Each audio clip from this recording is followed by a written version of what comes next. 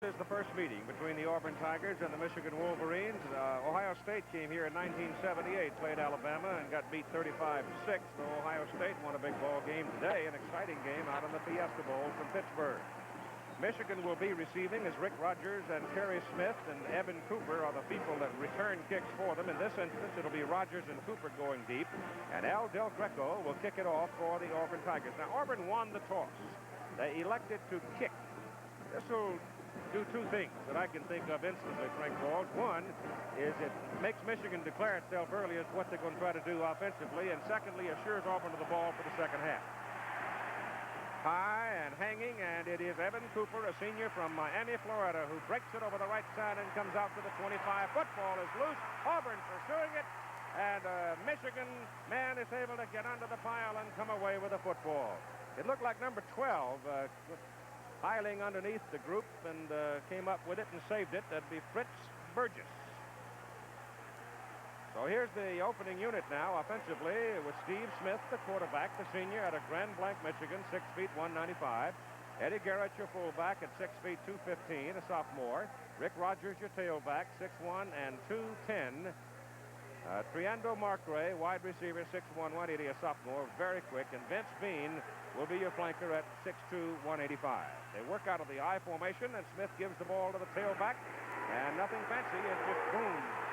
And he comes rolling back on the back of his neck as Quincy Williams, the senior out of Douglasville, Georgia, belts him. Tim Nelson is the tight end, 6'2 and 240.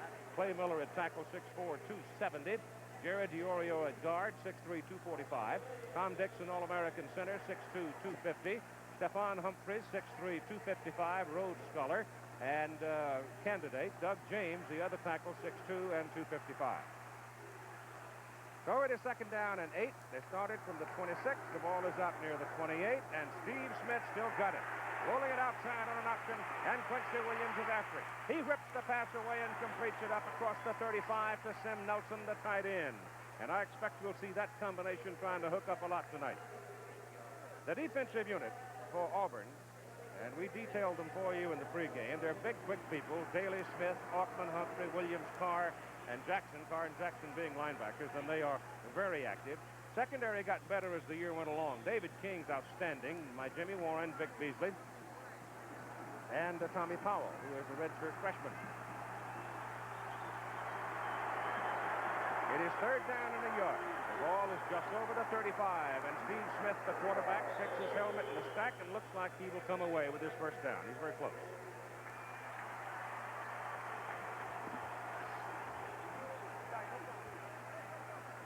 The Michigan offensive front, characterized as technique players. They're not as big as the Auburn people, but Dixon and Humphreys working in the middle of that line are just about as good as you're going to see at center and guard.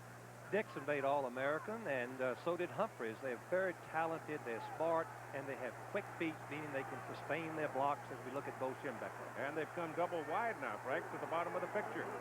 Two quick wide people, and Smith hands it off inside. And carrying the ball, Eddie Garrett, the fullback, and the big sophomore from Milwaukee has got to think a tree fell on him. Here's the Michigan per game offensive record for the year, 276 rushing, 130 passing, showing they're primarily a running offense and primarily a defense against the run. Very outstanding. You can give Garrett a yard on the carry. Put the football right on the 38 now in the center of the field. Second down and 9 for Michigan. Just getting underway, the first offensive possession of the night. And Smith straight back to throw. Looks, and he's got a man. The pass is away, and he missed him. The pass intended for Marcray. They split in. He had turned it to the sidelines, and he was open in front of David King. Going back to the Auburn defense, their priority is going to be in this ball game, stop the run on first down. Try to keep Michigan from making 4 or 5 yards as we look at Marcray, who's had a sensational year, broke in the starting lineup in the middle of the year and averaging 31 yards per reception. Third down and 9. They send Rick Rogers now to the top of the picture, leaving the lone remaining back Garrett. Pass all the way, 3 wide receivers. And Smith gets away from the pressure, goes over the middle with his pass. The pass is completed to Sim Nelson, the tight end. He took it down the middle, He was the bigger man of the group grappling for the ball, and an Auburn man is hurt on the play. Steve Smith has shown tremendous poise in these first passing attempts. He dodges Big Doug Smith, number 77, and he throws the ball on the run. Nelson's a beautiful target, and he hits him right on the numbers, but it's a little bit shy of a first down. Or at least, yes. Smith, number 16, has had a great career. Bo Schembechler loves that kind of quarterback. Those that can run in critical situations, run the option play, and also can have the poise and confidence to pick out those short pass receivers. Chains out, and it is short of a first down by a half a yard. The Auburn man is still down on the field, and time being taken for him. And it is David King, the left cornerback, who was involved in the fighting of the ball. He came across and at full speed collided with Sim Nelson, and the bigger man got the best of the exchange in this particular instance. King at 5'10", 180 from Fairhope, Alabama, and Nelson 6'2" and 240. Number 27 is the right of your screen. He's an all-Southeastern Conference defensive back, just a real aggressive player. Let's see if we can tell how he gets hurt, as Michigan is going to go for it on fourth down. Yes, the knee of Nelson seems to hit him right in the head. Two tight ends in the lineup. Michigan's going to go for it, gambling right out of the blocks here in their first possession, fourth down and a half yards. And they're going. And Auburn's all bunched up in the middle. They've got 8 people right in there to jog on the offense, and I don't know if he made it. Rick Rogers gave it his best shot over the right side, but the Auburn people just stuffed him. Jeff Jackson, the linebacker, stepped into the slot and met him head on. He didn't make it, Chief. He's a full half a yard short. Great defensive play and a very big gamble by Bo Schembechler. I guess his feeling is that the wishbone is so strong, he'd rather try to take a chance and make the first down. It didn't work. And so Randy Campbell and company now will come out and go to work out of the wishbone. There's Lionel James, a 166-pounder from Albany, Georgia. Bo Jackson, who stayed at home to go to school. Bessemer, not too far from Auburn. And Tommy Agee from Maplesville, Alabama. The wide people are Christopher Woods. Chris is a 185-pounder, 6-footer. They don't send too many widers. They'll swing them sometimes out of the backfield and breaking the bone. Right now, the first snap of the ball game for Auburn. Campbell rides it off and gives to the up man, Agee, the fullback. As Auburn goes to work on the Michigan 46, and the gain is about 3 yards. Up front, it is Ed West, tight end, 6'1", 235. The tackle on the left side is Steve Wallace, 6'6", 265. David Jordan, 6'6", 260 guard. Ben Tamburello, 6'2", 250. Jeff Lott, 6'3", 270 at guard. Right side is Pat Arrington, 6'6", 260. Don't be deceived by that jolly expression. He's a big old horse and is a heck of a blocker. Campbell pitches the ball outside. Lionel James is caught behind the line of scrimmage, just about where they started their possession. Good defensive play by Michigan. We noted their defensive people run to the ball very well, but their core has been depleted some by injury. Yet Michigan has an extra defensive lineman in the ball game, and you can see that Meredith, number 96, had the leg of Campbell. He took a big risk and gamble by pitching it out. James made the catch, but look at the white shirts there on the plate. Good pursuit. That one could have gotten away, Frank. Yes, it could. Normally, you don't pitch the ball under duress. The quarterback, that is, doesn't pitch it. Third down and just a little more than 10 now for Auburn. As Michigan answers defensively, and Campbell drops back, has good protection, throws down the middle, intercepted. It is picked off by Brad Cochran, and Cochran is brought down, and it's Michigan's ball, first down at their 37. So the gamble by Bo Schembechler, he got away with it. Steve, I didn't mention Bo Schembechler is the best at coaching his team, his defensive team, to come out and play after a sudden exchange. When offense turns that ball over, his defense comes out with more intense attitude than any I've seen. Now, Campbell just overthrows the wide receiver, and the interception goes to Cochran, his 5th of the season. No score, 10:44 to go, first quarter.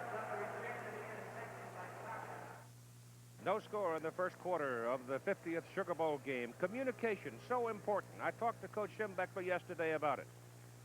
We practiced indoors. We have an indoor facility at home, and we piped in crowd noise. And when I say piped it in, we came out of those practices with headaches, not from hitting, from the noise.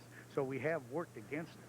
But if you're going to do a lot of work at the line of scrimmage, that communication can beat you. It's hurt us in some games in noisy stadiums this year. So that's the reason we worked hard on it. The sound goes to the roof of the dome and comes bouncing right back down, and it really gets noisy. It's first down, Michigan, after the interception on the 4th. Randy Campbell. And the Wolverines go from their 37. Smith keeps the ball, and he just whacked and then some. Right now, let's join our colleague Tim Brandt. Keith, on that last Auburn series, young David King, the cornerback, was hurt. It was his head. He didn't know where he was for a minute. I just talked with him. He says he's okay now. He still is a little bit wobbly. They're going to hold him out this series, see how he does, and then they're going to try to get him back into the ball game. Thank you, Timmy. Happy New Year to you. Up on the 38, it is second down and 9 for Michigan. And I don't think Steve Smith wants to get himself in that fix too many times tonight, because he really got tattooed. Back he goes, straight back. Pressure on, hit as he throws, incomplete forward pass.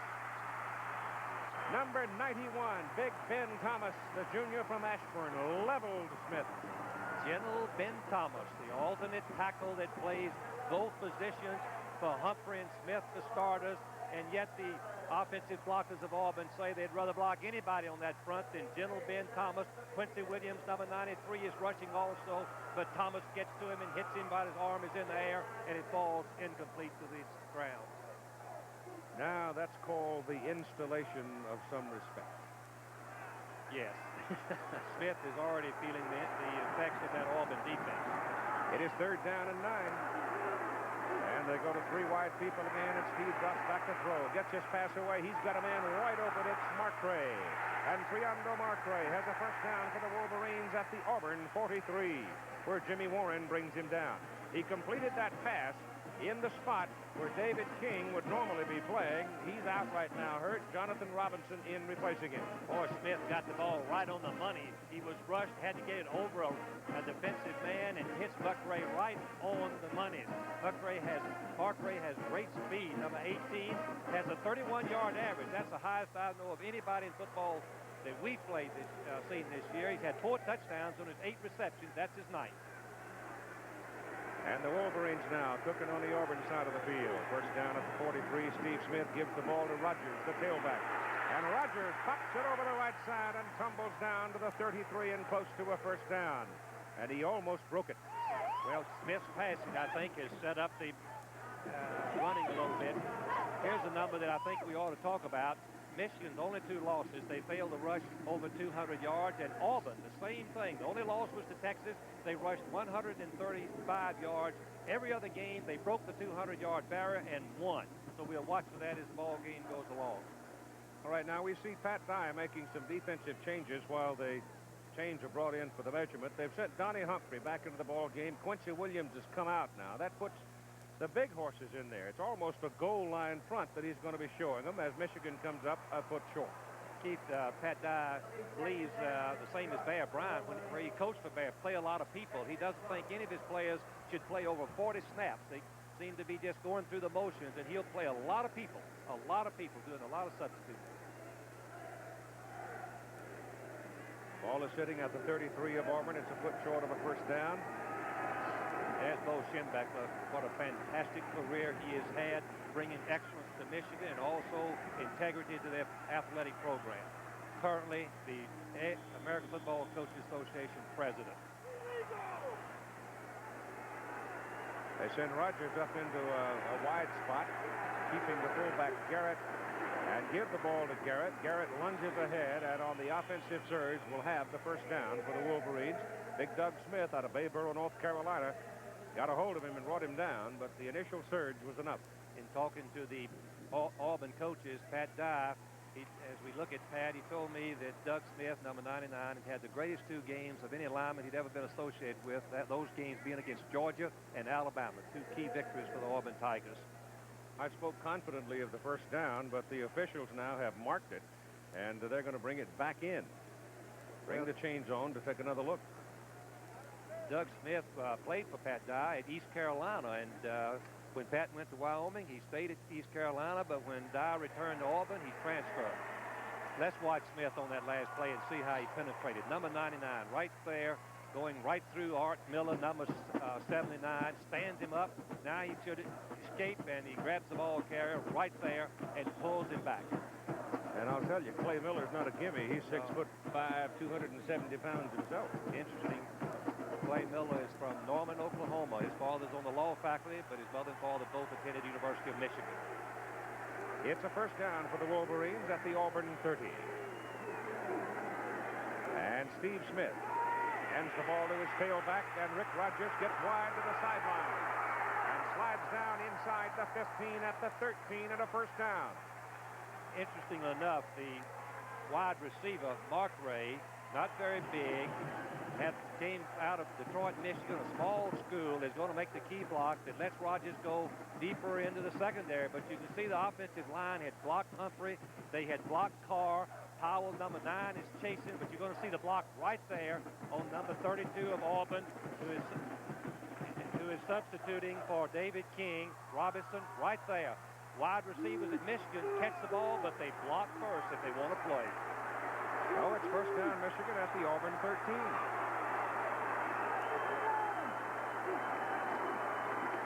And Steve Smith going down the line, options it out for Rick Rogers, and he is across the 10 close to the 9 for about a 4-yard pickup. John Daly and Jeff Jackson shove him out of bounds. Here's Pat Dye, as we mentioned earlier, in his 3rd year, takes his Auburn Tigers to the Southeastern Conference Championship. He's a very dedicated, committed football coach, my kind of guy. Players really love him. Ball is just short of the 9. Second down, 6. Rogers now 5 carries, 33 yards. Michigan has done a good job of mixing up their plays. Keith running, passing, reverses. 2 tight ends in there right now. Carthens and Cattis. There goes Rogers inside the 5 and down to the 3 and close to a first down. They'll mark him about the 4, I believe. Good blocking by the right side of the Michigan offensive line. Watch the double team. They knock Smith all the way. In fact, Smith takes himself out of the play with a little cross blocking. Look at the natural hole. The cross blocking brought in Diriol, number 64, making the key block. How about that? That's a surprise and something you can't predict in bowl games. It's a tricky thing preparing your team. 45-9 UCLA. Wow. 3rd down and a yard for a first down. Smith keeps it, sees the goal line, dive, touchdown.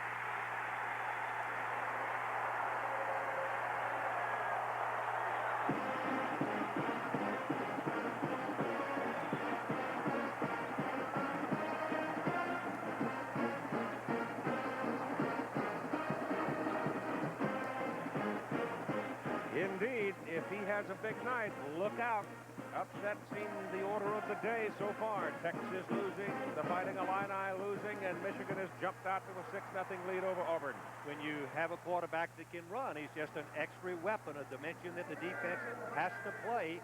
Auburn was not ready for the quarterback keeping the ball. They were lined up inside. The offensive steal them all.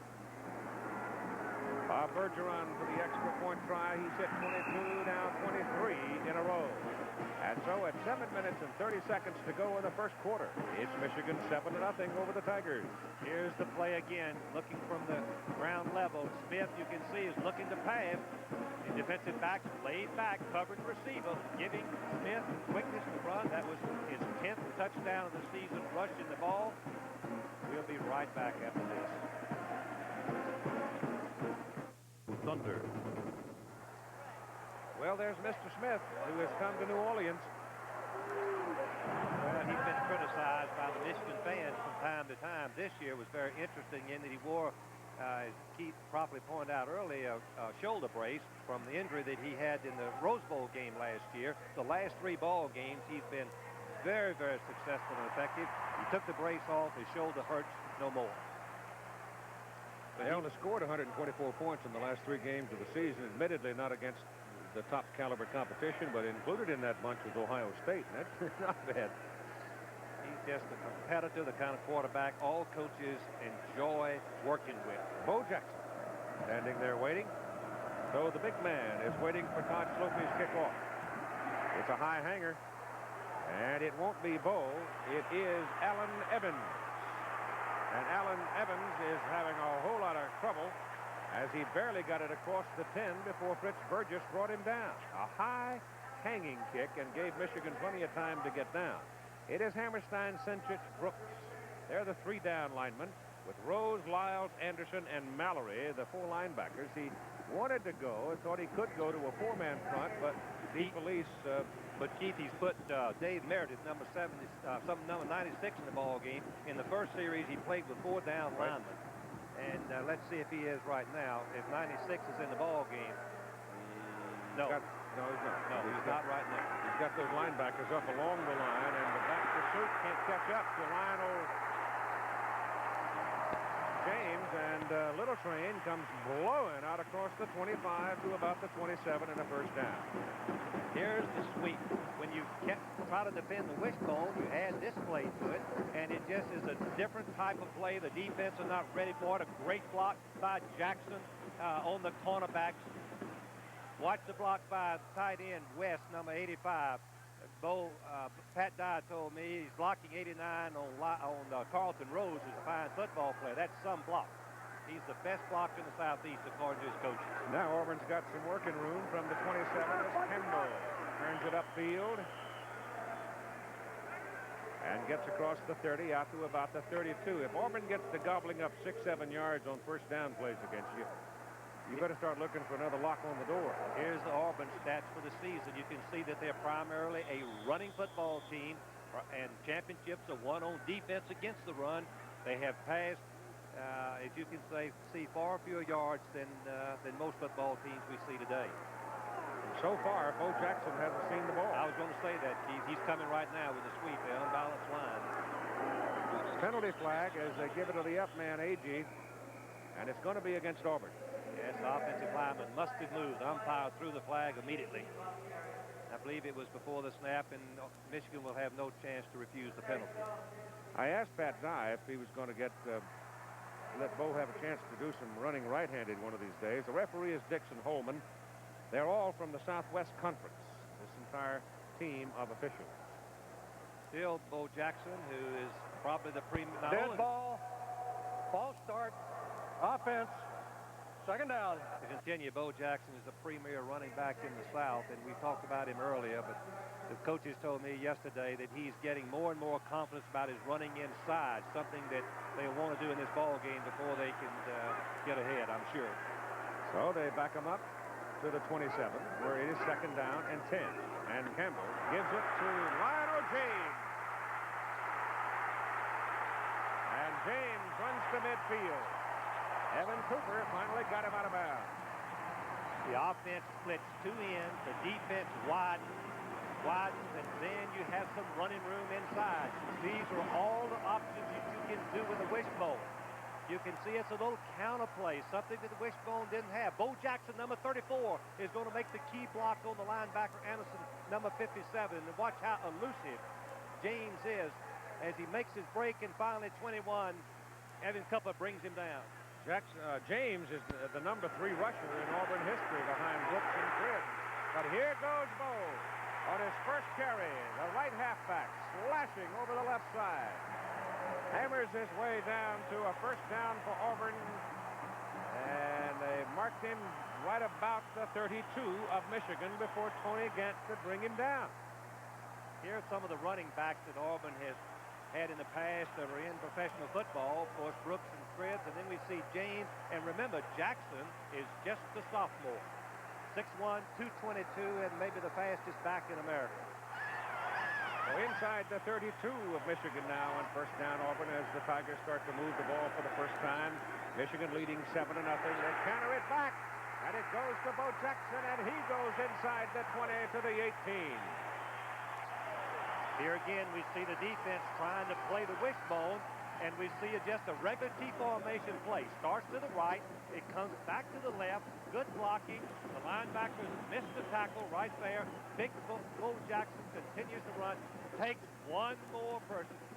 Centrich number 53 is the nose guard, but he's not strong enough to try to stop Bo Jackson. Centrich is the nose guard, 220. Jackson runs right through him for the first down. From the 18, Campbell. Outside, Lionel James. Good coverage. Bounces off the first one. The second one gets him. That's Rodney Lyles, number 80. Michigan defense played it beautifully. There's two ways to play the option play as we look at the Auburn coaches calling the play. One, you make it a sweep by forcing the quarterback to pitch real quickly as soon as the play starts. The other way is to play it slow, and Michigan is mixing it up, giving Campbell some problems. War Eagle. There he is, the Golden Eagle, and Clayton Buford has come in at wide receiver, bringing a play from the sideline. Second down, still about 10, just inside the Michigan 18. 4 minutes and 20 seconds to play first quarter. Campbell loses the football. Michigan recovers it. Number 66 pounced on the ball, Mike Hammerstein. Here's the danger of the wishbone, something that Bo Schembechler has worked on. Brooks is very quick, number 52. He's going to penetrate right to the left of your screen. Watch number 52. And Campbell is reading them, and he should have left the ball with the fullback, but Brooks, 6'6", plays both of them. He plays the fullback 30, reaches out with his right hand, grabs the quarterback, knocks the fumble loose. Michigan has stopped the drive. We'll be right back. 2 turnovers for Auburn. There's the time remaining in the first quarter of play. 2 turnovers, a pass interception, and now a fumble by Campbell. Not a good night so far for the Auburn quarterback, and the Wolverines first down at their 24, leading 7-0. And Steve Smith on first down to throw. Pressure zone, swing pass out, trying to set up a screen for Rogers, and it's incomplete. Number 94 was in making life miserable for Steve Smith. That's Harold Hallman, a junior out of Macon, Georgia. Hallman is a substitute for nose guard for Altman. Very quick. You can see number 94 is not very big. Was a former linebacker, but can really put pressure on the basket. Great tackle. Great job. That's why you got to wrap him up. Defensive coordinator for Michigan. Jacking him up. Yeah, that's Gary Bola, who used to be the head coach of Illinois. Was with Bo before he went to Illinois. Returned to him with him as a defensive coordinator. Second down and 10 for the Wolverines. 3 wide people. Smith, quarterback draw up the middle, and he is brought down as he gets to about the 27. Greg Carr, who led the team in tackles this year, makes the stop. If you wanted to just pick a perfect linebacker for intelligence, ability, this young man is a great football player, all conference, made one All-American football team, is a 3.7 student in civil engineering. The coaches say he's just an ideal player, combines excellence in both the classroom and the locker room. Gain of 3 yards by Smith. Third down and long. 3rd and 7.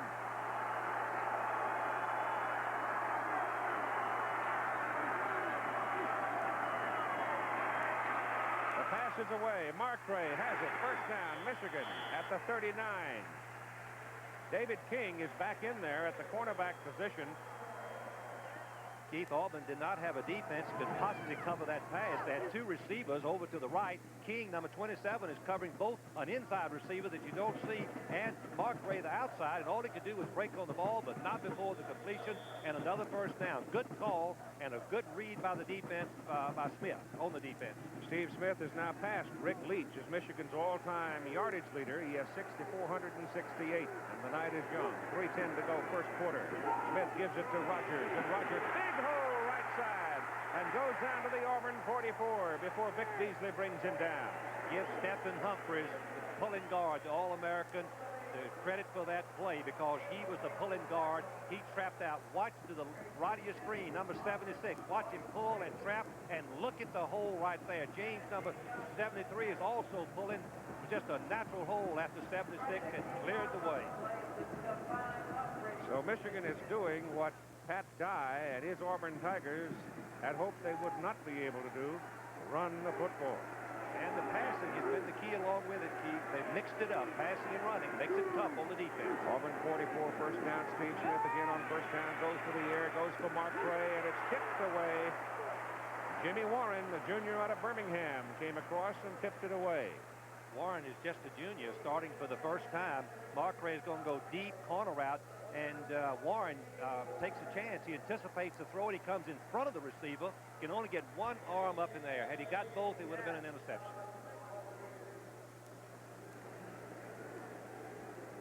Plays are coming in with the 2 guards, Art Berlotis, 59, and Jerry DiOrio, 64. DiOrio has come in at the left side guard position.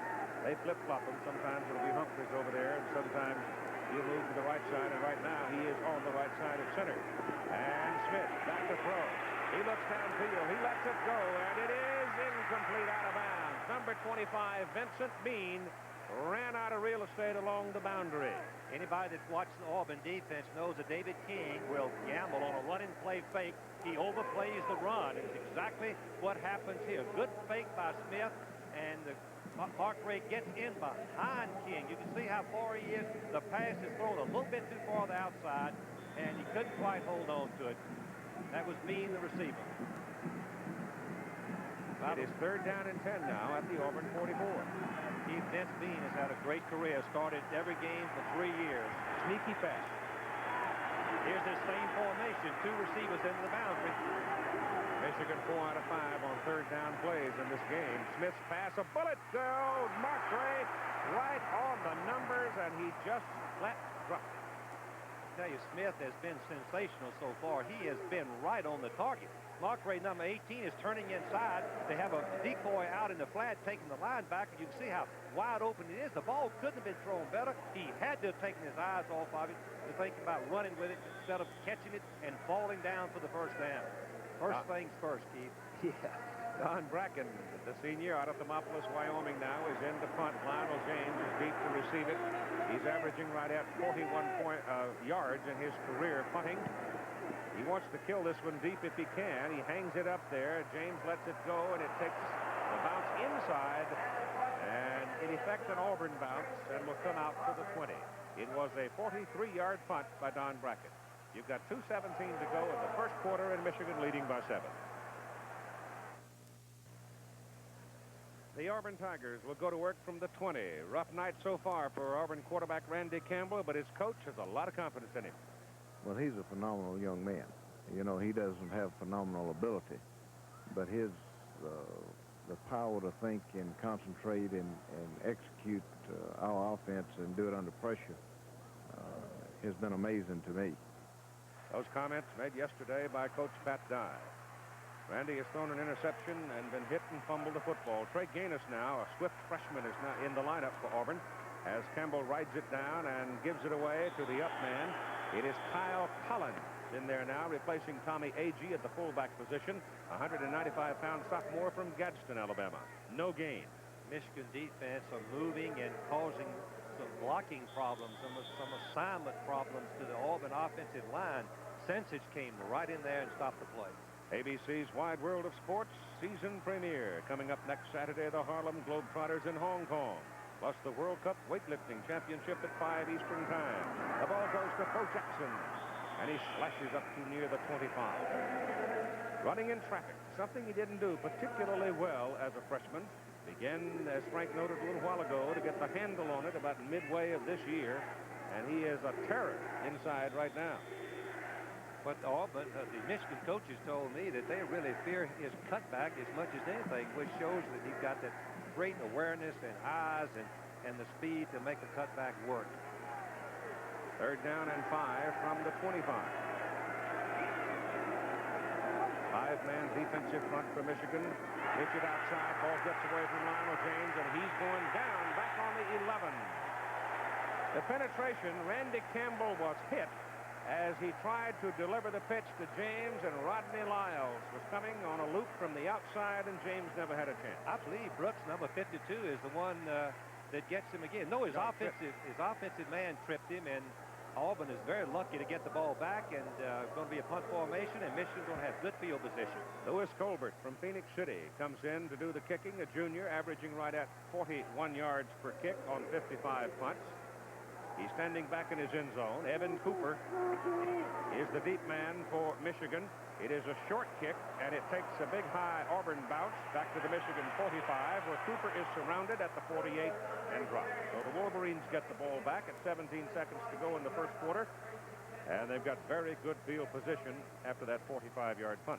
I guess number 74, Jordan, is the one that steps back and seems to trip the quarterback. Jordan's left foot steps back and catches the left foot of Campbell and trips him, and causes the play to be very ineffective and a loss, in fact. You see Campbell has good agility to get the ball off to the lateral, but I still think that's dangerous to pitch when you're under duress. All right, let's see what the Wolverines can do with field position. First down, they probably go there, Keith. They've been running and passing, mixing it up. Smith's changing the play.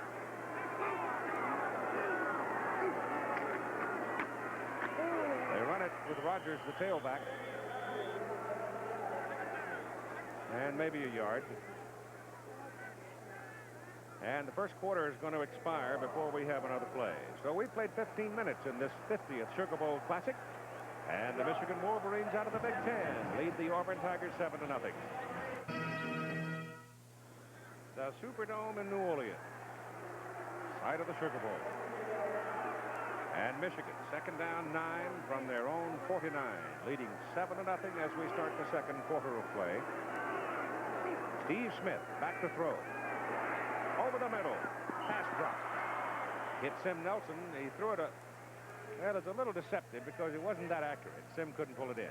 Here are the stats for the first quarter. You can see Michigan leads in first down, in rushing, and also in passing. And I think that the real key is in Michigan, as Bo Schembechler said, we've got to make some yardage passing. If we do, we'll be successful. The 2 key points, the turnovers by Auburn, stopping themselves twice deep in Michigan territory. In case you possibly have not heard, Georgia beat Texas 10-9. UCLA routed Illinois 45-9. And it's third down and 9 for Michigan, leading Auburn. Number 3 ranked Auburn behind in the second quarter of this game. Smith runs away from the pressure. Now can't pull loose. Reaching in is Dow Ottman, the nose guard, to drag him down. Big play. Dow Altman has made all Southeastern Conference 2 years in a row. Plays the middle guard, was a linebacker when Pat Dye came to Auburn. He wanted to move the nose guard and has been sensational for the last 2 seasons. And it brings up fourth down and kicking time. Don Bracken in to do the punting, and Lionel James will go deep. Bracken has a lot of time, spins it up at the 12. James hit, ball loose. Michigan's got it. James should have signaled for a fair catch, Keith. He had no business trying to catch that ball and dodge the Michigan defender. Watch it again. Number 85 is right down on top of him. Carcelli, and James should have signaled for the fair catch. He took a chance. It was a mistake for a senior to make. Michigan in great position. It was a fumbled punt that cost Texas the ball game today. You can see that James was trying to run with the ball before he caught it, and he didn't watch it into his hands and bring it into his chest. Terrible mistake. Kerry Smith recovered it, and now it is Steve Smith to go to work. First down for Michigan at the Auburn 13. 3 turnovers by the Tigers in the first half. Vince Beam in motion. And the handoff to Rogers, the tailback. And he runs it inside the 10 to the 9. Johnny Humphrey brings him down. Here are the scores from earlier today as Lastinger ran the winning touchdown in from 17 yards. Yeah, John hadn't had a very good day, but boom, in he went for the winner. Ohio State hung on to beat Pittsburgh 28-23. And there's the UCLA-Illinois score. Big day for Neuheisel. UCLA started the season 0-3-1. You want to talk about a Coach of the Year candidate? How about Terry Donahue? That's the toughest thing in the world, is to turn a program around like that after you've lost 3 games. Second down and 6, and they go to Rogers again, and over the right side, Rogers is hit. Auburn supporting. The cornerbacks were coming up, and the strong safety, Tommy Powell, the redshirt freshman from Greenville, Alabama, really laid a lick on him. And you've got a penalty coming up against Michigan. Holding. Keith, I believe that Auburn will accept it.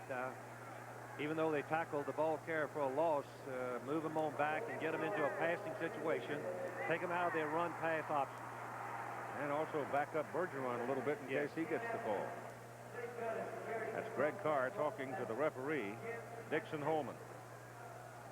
It would be third for you people at home. It would be third and probably 8, or it would be second and 17. I take my chances moving them back. 13 minutes and 22 seconds to go in the first half. Still Holding. Offense. Still second down. Look, watch number 95. Right here, you can see he's the man blocking. It looks like he's got his hands on him and grabs him, and the flag comes right in there. Well, the ball is on the 20. Second down and 17. Martre to the bottom of the picture. Steve Smith getting pressure, and he is hammered. The ball pops out of there. It is Auburn's football. He did not have the arm going forward. It looked to me like that Daly was coming from the right. Smith was going to throw to the left, and he didn't see Daly. Daly seemed to me to have delayed his rush, and nobody picked him up. And so Auburn forces a turnover and gets the football back first down at the 27. Some definition for you on that last play. The rule says that the quarterback's arm must start forward before it becomes a forward pass. His arm was still being raised above his shoulder. Bo Schembechler was screaming incomplete pass. I think the official was absolutely right. The arm must start forward before he can be ruled an incomplete pass. Yeah, he's still cocking it He's there. still cocking it there. I don't think that the officials missed that at all. I think it was a good call. And here comes Auburn now after Michigan's first turnover. 7-0 Wolverines lead. Campbell turns, gives to Jackson, and Jackson blows it out of the middle and runs for a first down up to the 45. I haven't seen a runner that excites me like that in a long, long time. This was the counter play made famous by the Veer people. Going to hand the ball to Jackson deep in the backfield where he can make some cuts. But watch his power. Watch his leg drive. Watch his determination. Watch his extra effort. Just a sensational run. Well, that's about as tough as you can get, Frank. It is. 5 people had a shot at it. Sticks his helmet in the crowd again and picks up 3 more yards before Mike Mallory brings him down. Bill Mallory is the son of Coach Bill Mallory, number 42, the leading tackler, played defensive tackle for Michigan last year, but because of injuries, moved back. Watch him come in and make the play right there. Puts a good headgear right on the numbers, and with help from his teammates, he gets Jackson down. Second down and 7. Football is at the Auburn 48. 12 minutes to go in the first half of play. Campbell rides it off to the fullback, and it's Tommy Agee for an Auburn first down at the Michigan 38. And you really got to watch that up man out of that wishbone because he went for 219 yards against Maryland. Well, Brooks, the defensive tackle, is jumping outside and caused the fumble with the quarterback. Now you can see the hole as the read was perfect by the quarterback, leaving the ball with the fullback. The triple option means you can leave it with the fullback or you can keep it. Agee popped right through, number 30. Put it on the 39 of Michigan, first down. Trey Gaines in wide. And Campbell to throw it. Goes to the sidelines. Lionel James calls it down. And he got a foot down inside the boundary at the 25. This is a pattern that Auburn put in for the Michigan defense. Something that they looked at the film and saw what might be open. There was a flare back coming out of the backfield. The defensive end would not drop off. You can see James to the right of the film screen. He's going to flare out to the boundary. Campbell makes his first completion, and that's a real confidence builder for Campbell, the quarterback. See how wide open James is. Makes a nice catch. 1 foot comes in bounds with possession. Legal reception. Ball goes to Lionel James again on the sweep to the right side. Gets inside the 25. They'll give him to about the 23. Rodney Lyles, the tackle. I thought that was an excellently touched pass into James, too. Well, Pat Dye has explained to me on the 3 games that we've done, we'll throw the ball as often as we have to. He's got great confidence in Campbell. Campbell doesn't look good throwing. He doesn't look effective running, but he's a winner. 19-4-1 as a starting quarterback. Second down and 8. Ball on the Michigan 23. Miami jumping out to a 7-0 lead over Nebraska. This may be the day of upsets. Who knows? Auburn going wide with it. Bo Jackson. And that's a fine, fine defensive play by Evan Cooper, number 21, to trip him up.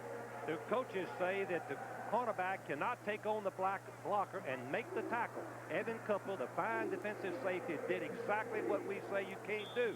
He took on James and defeated the block and still made the tackle on Jackson. Oh, now with 6 carries and 61 yards in the ball game. The ball is sitting on the 20, where it's third down and a short 6 for Auburn. Just 1 tight end, regular formation. Trey Gaines is the wide man. Campbell leaves it with his fullback, and nothing doing for Tommy Agee.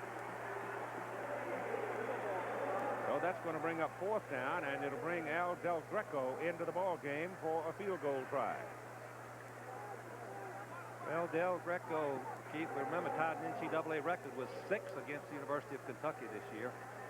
Auburn has been stopped inside the 10 in the last 2 inside the 20 in the last 2 ball games, 10 out of 11 times. Only once have they put it in the end zone when they penetrated, and it's left some scars, as we can tell, again, on their offensive unit. He is Auburn's all-time leading scorer, Al Del Greco, and he's going to hit this one from 36 yards. Like Mann, a quarterback is the holder. Kick is up, low, driving, and missed it.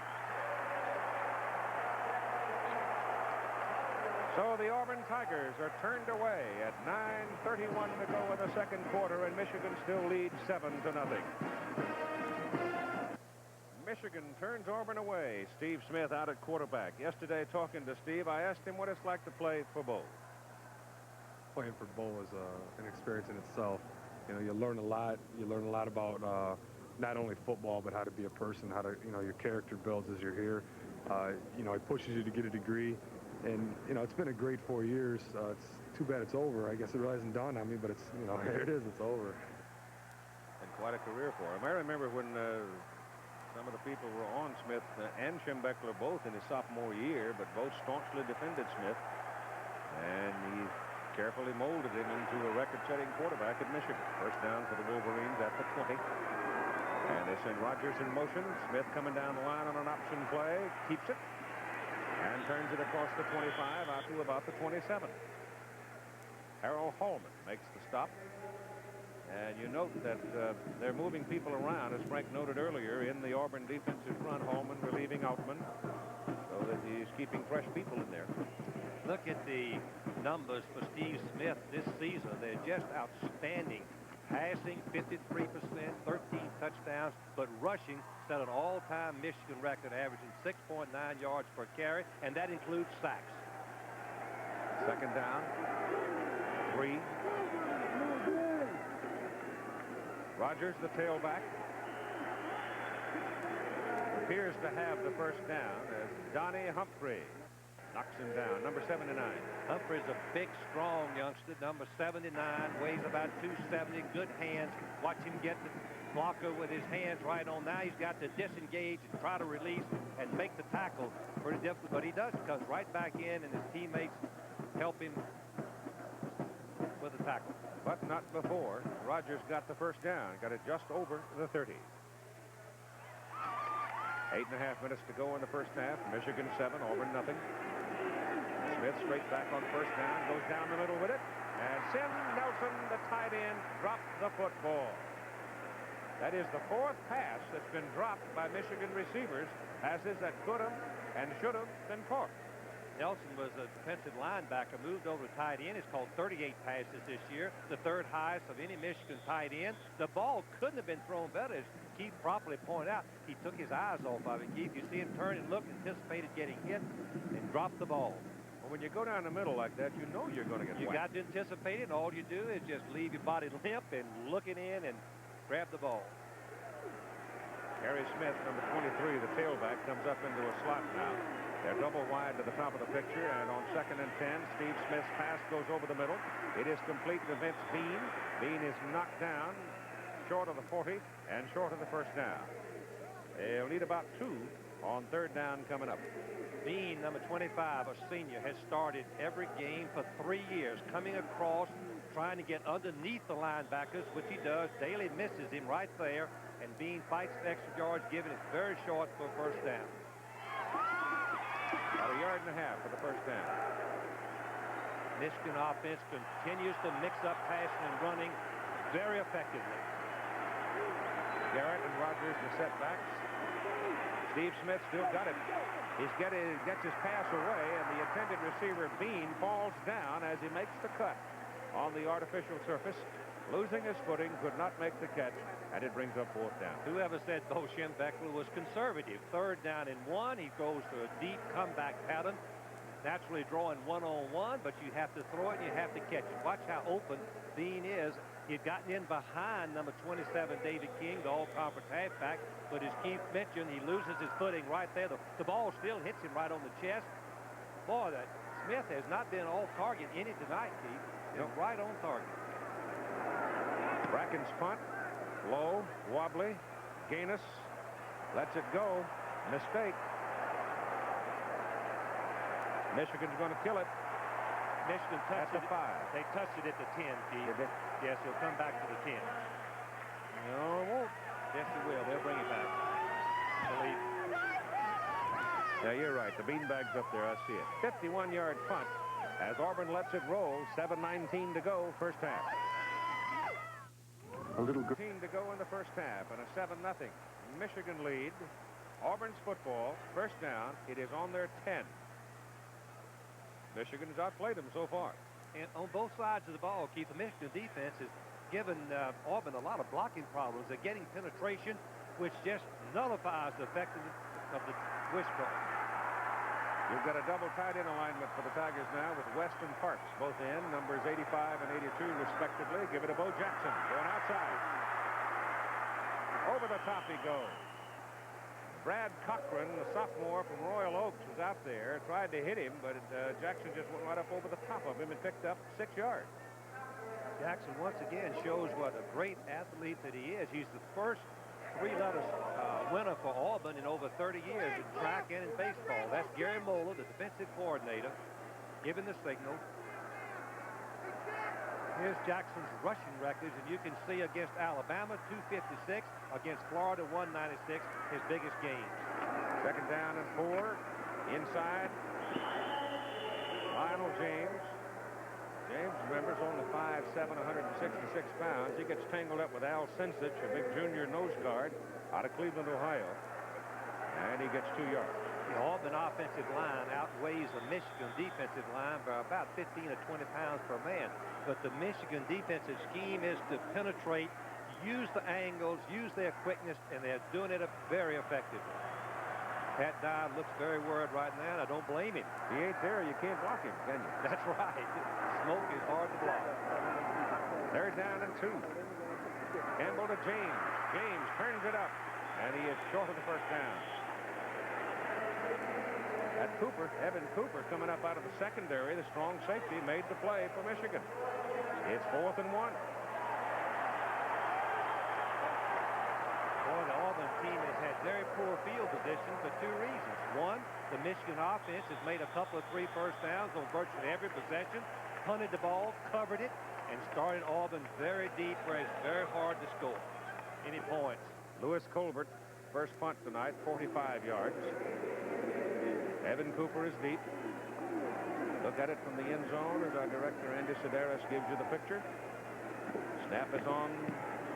Kick is away. Cooper's going to field it at the 38. And go down at the 40. Quincy Williams downfield to make the hit. It was a 43-yard punt. Good coverage by the Auburn special unit. The 14th Olympic Winter Games from Sarajevo, Yugoslavia. The Olympic tradition continues on ABC.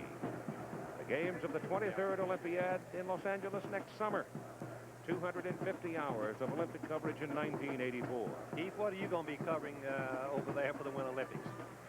Ski jumping and speed skating. And aren't you going over there in about a week or tomorrow or the next day? I'm going to Austria to see the spring tourney, the final of the 4 meets. Miami is now out to a 10-0 lead over Nebraska in the Orange Bowl. Upset City. It goes to Rick Rogers, the tailback, and he slashes over the right side and picks up a couple. Auburn continues to substitute freely. They've got Thomas, the freshman linebacker, in there now for Greg Carr, and he came through and made a great ankle tackle on Rogers. Weather down here in New Orleans has not been exactly the Orange Bowl score we gave you. It's not been much of a picnic, but it warmed up and it was a gorgeous day today. It's time for the whole nation, I think, to get a little respite from the rough winter we've had. Second down, 8.5. Steve Smith, option down the line. Will keep it as he goes to the boundary, and he's tumbled out of bounds. Short of the 45. They'll mark him out near the 44. Vic Beasley.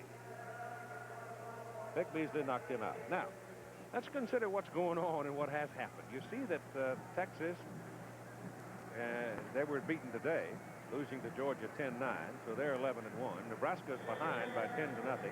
Auburn at 10-1, they're behind 7-0. So it's really great opportunity at hand, it would seem to me, for both Auburn and for Miami, because they're the only two contenders for the national championship left playing, unless Nebraska gets all cranked up and comes storming back to beat Miami. If Nebraska wins a game, it's academic. You know who's number one. But if Nebraska should lose, who knows what could happen as David King almost picks that ball off. He almost got it on the rebound. Everyone that plays Auburn knows that David King is a fighter. He doesn't give any ground. He plays a tight man-on-man. He gambles and he takes chances. Right here, Bean is open momentarily. You'll see King, number 27, come into the picture. The ball was thrown poorly, and King got a hand on it but couldn't hold it. Bracken is in the punt now, and going deep for Auburn is Trey Gaines, and Gaines is way back. He's standing back inside his 15. The punt comes from the 35. And he's got to come a long way to get it, and he won't get there. So once again, the ball is bouncing around, and Michigan will down it at the 21. It was only a 35-yard punt. And you've got 4 minutes and 10 seconds left to play in the first half, with Michigan sitting on a 7-0 lead. Well, the Auburn Tigers got a little better field position out of the kick. Ball touched at the 21. And that's where the Tigers will go to work with Chris Woods coming inside to the boundary as the wide man. And they come out of the wishbone. First man is the fullback. Campbell took it away from him, kept it. And Randy is up across the 23 for a couple of yards. We're talking, Frank, about the possibilities, you know, if Nebraska should fail to win tonight. Miami, of course, a lot of people think they just automatically ought to be voted number one. But if Auburn comes back to win this game, I wouldn't be surprised if we had a split in the polls. I think you're right, Keith. I think that if Auburn can win this football game, they should be given serious consideration. It's going to be dependent upon who look the best between Miami and Auburn. Campbell gives it off to Agee. And Agee fights his way up near the 30. He's going to be a yard, maybe 2 yards short of the first down. Here's Tim Brent. Keith, just before the Auburn offense went onto the field this time, the coaches pulled them all together. They said basically they've been doing everything right except for one critical mistake every series. They told them to keep doing what they've been doing, but it is critical that they score before the half. They better hurry. They only got 3:05 to go. It's going to be very, very unlikely unless they get a long run out of Jackson. 3rd and a yard and a half just to keep the ball right here. Michigan overshifted to the wide side of the field. They give it to Lionel James, and James may have it. A little man, little train, bangs in there and looks like he's out near the 32. Mike Mallory and Dave Meredith making the hit on him, and it is an Auburn first down at 2:47 to go in the half. Auburn is going to have to loosen up, I think, and throw the ball, maybe with 2 wide outs and mix up some running and passing. They've been very stereotyped, running the ball on virtually every down. Michigan is playing it and got everybody up there. Like to have Jackson out there one-on-one? Yes. A little swing pass? They've got that in their playbook, too. He's coming to the tight side, and he is hit. Solid tackle by Tom Hassel, outside linebacker. Hassel came off of the block of West. West was split out and was blocking him man for man, and he released from the block, disengaged, and made the tackle. Watch West on this particular play. He's blocking Hassel, who is an outside linebacker. He's staying with him. Now he should drop and cut his legs, and instead Hassel releases and comes in and makes a perfect tackle. Gain of a yard, 2nd down, 9 at the 33 for Auburn. Campbell back to throw, looks for Chris Woods, going for him. He's down there, and he can't get to it. He had single coverage, and he had picked up a step and a half behind John Lott, but in his curl behind the defender could not quite reach the football. Still say that Pat Dye is going to have to throw more if they're going to win this football game. Michigan overplaying as we isolate Lott. You can see Woods' speed as he runs right by Lott. Lott should not be turning back facing the ball because that slowed him down enough to let Woods get in behind him. It is 3rd down and 9.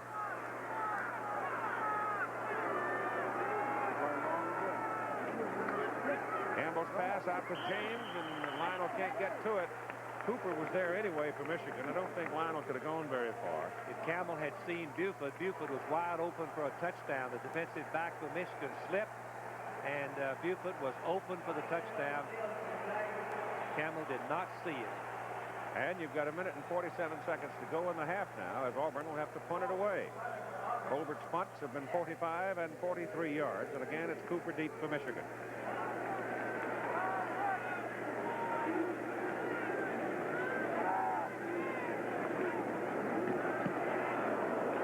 Good high-hanging kick this time, forcing Cooper to call fair catch. But the ball comes sliding down short, and then takes an Auburn roll and rolls dead down around the Michigan 17. 50-yard punt and no return.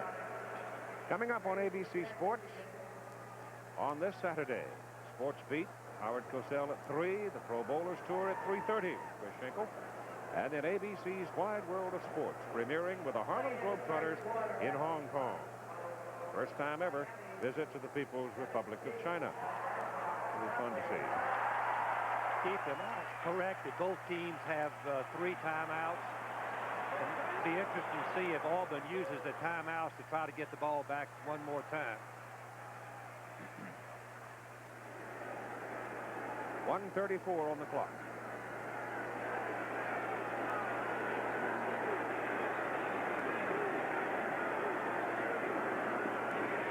That's the fullback, Eddie Garrett. And he's out to about 24. He got the better part of 6 yards on that carry, and Miami has struck again to lead 17-0 in the first quarter over the Nebraska Cornhuskers.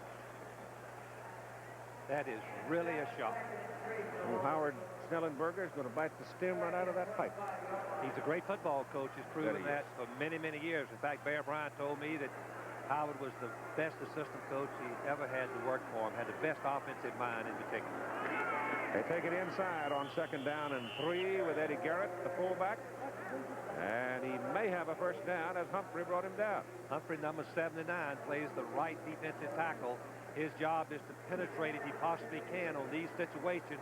Go inside, and he's being blocked there by James, number 73. Keeps his feet, moves inside, makes the play, but not before another first down. Hurt his arm, had to come out of the ball game.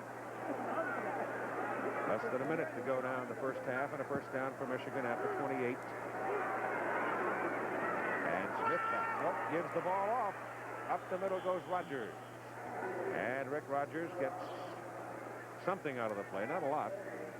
Looked like the hole was there for a moment, but then a bang-bang tackle by Harold Holman stops him just short of the 30 for a yard pickup. Keith, can you ever remember when we played a game that neither team used the timeout? No. In first half? Neither team has so far. 15 seconds to go, coming up at halftime. Those are the features we have for you. And halftime is at hand. Michigan's going to stay right in the huddle.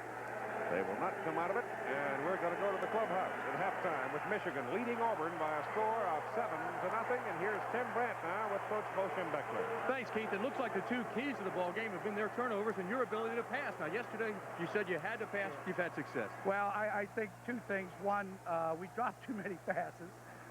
Their turnovers have helped us. We have to start to generate a running game. We must maintain more possession and get our defense off the field. That's the key. We've got to possess the ball a little bit more, and we can't do it unless we're running the ball back. 7 points on the board. It could be more. You're right about the drop passes. How do you correct that, and what's causing it? Well, I don't know. It's just one of those things, you know. Anytime you play that kind of football, you know, there's a chance you'll drop the ball. All right, Bo. Thank you. The conservative Bo Schembechler no more. 3rd and 1, and he throws a pass. We'll be back with halftime activities after this commercial message and a word from the local stations. Bring the 2 teams back onto the floor of the Superdome in New Orleans for this 50th Sugar Bowl game. The only touchdown scored was this run by quarterback Steve Smith as he rolled out to have a look for a pass. Saw a little track to the goal line and stuck it in. This is the advantage of having a quarterback that can run. Now, the defensive backs would have been charging up if their tailback had the ball, but since Smith is a threat throwing the ball, they lay back and let him go in for the touchdown. Run covered 3 yards. So far, it's Michigan pretty well dominating things. Tim Brandt back at the Sugar Bowl with Auburn head coach Pat Dye. Pat, it looked like you hurt yourself badly there with turnovers. I mean, you killed yourself. You know, that's something we haven't been doing all year long, and of course we do it tonight, and Michigan deserves a lot of credit. You know, they forced some of them, and we haven't executed the option very well, and we've continued to try to go to it, but we haven't made the option game work. The best thing we've done, of course, is get the ball in Bo and Lionel's hand, and we got to come back to the second half and do the same thing and do it better, not turn the football over. We began to play pretty well defensively, and we played a lot of people the first half, and I hope we're going to come back and play a lot better the second half. They seem to mix the run and the pass very well there early, and it looked like you guys were having trouble playing a little bit soft. Has that been correct? Well, they're a great offensive football team. They're averaging over 400 yards a game, and we knew coming into the game that they were a good running and passing football team. And of course, they did that against us. I'm not sure how many yardage they got the first half, but, you know, we stopped them some too. So, and of course, we had a great goal line stand down here and got a turnover there, but we've had some good things happen to us. We're lucky to be just 7 points behind. I just hope the second half we can play as good as we're capable of playing. We haven't done that so far. Okay, Pat, keep them going. All right, Keith, we're all set down here. Thank you, Tim. Attendance tonight, 77,893 watching in the Superdome. Give you an idea of how things are going for Auburn now. They're on first down plays. They've done very well. They picked up 86 yards on the first down plays, and they're averaging just under 7 yards. But on third down plays, Frank, they're minus 15 yards. Makes a big difference. Keith, you're exactly right. If you look at the stats there, you can see that Michigan is not now all that effective, 143, but they've mixed it up enough to keep Auburn off balance. And if they'd have caught the passes, I think they'd had at least 2 touchdowns. But look at this, Keith. 2 Jacksons, both Keith. One a Heisman and one a Wise. I think that both of those are accurate. Well, I'm kind of glad to be on the same carpet with Big Bo. He's quite a young man. Frank, I'm just absolutely shocked at some news I've just heard that a longtime friend, a great athlete, and a young man that I've worked with, goodness, 25 or 30 shows, worked with him in a couple of Olympics, but Kenny Sitzberger was found dead in his bed this morning at his home. Only 38 years of age, appears to be of natural causes, and it's just too bad. It just breaks my heart because he was only 38, a young family, his wife Jeannie and 3 daughters, and we've lost him. It's just so sad to have something like this happen at the beginning of the year.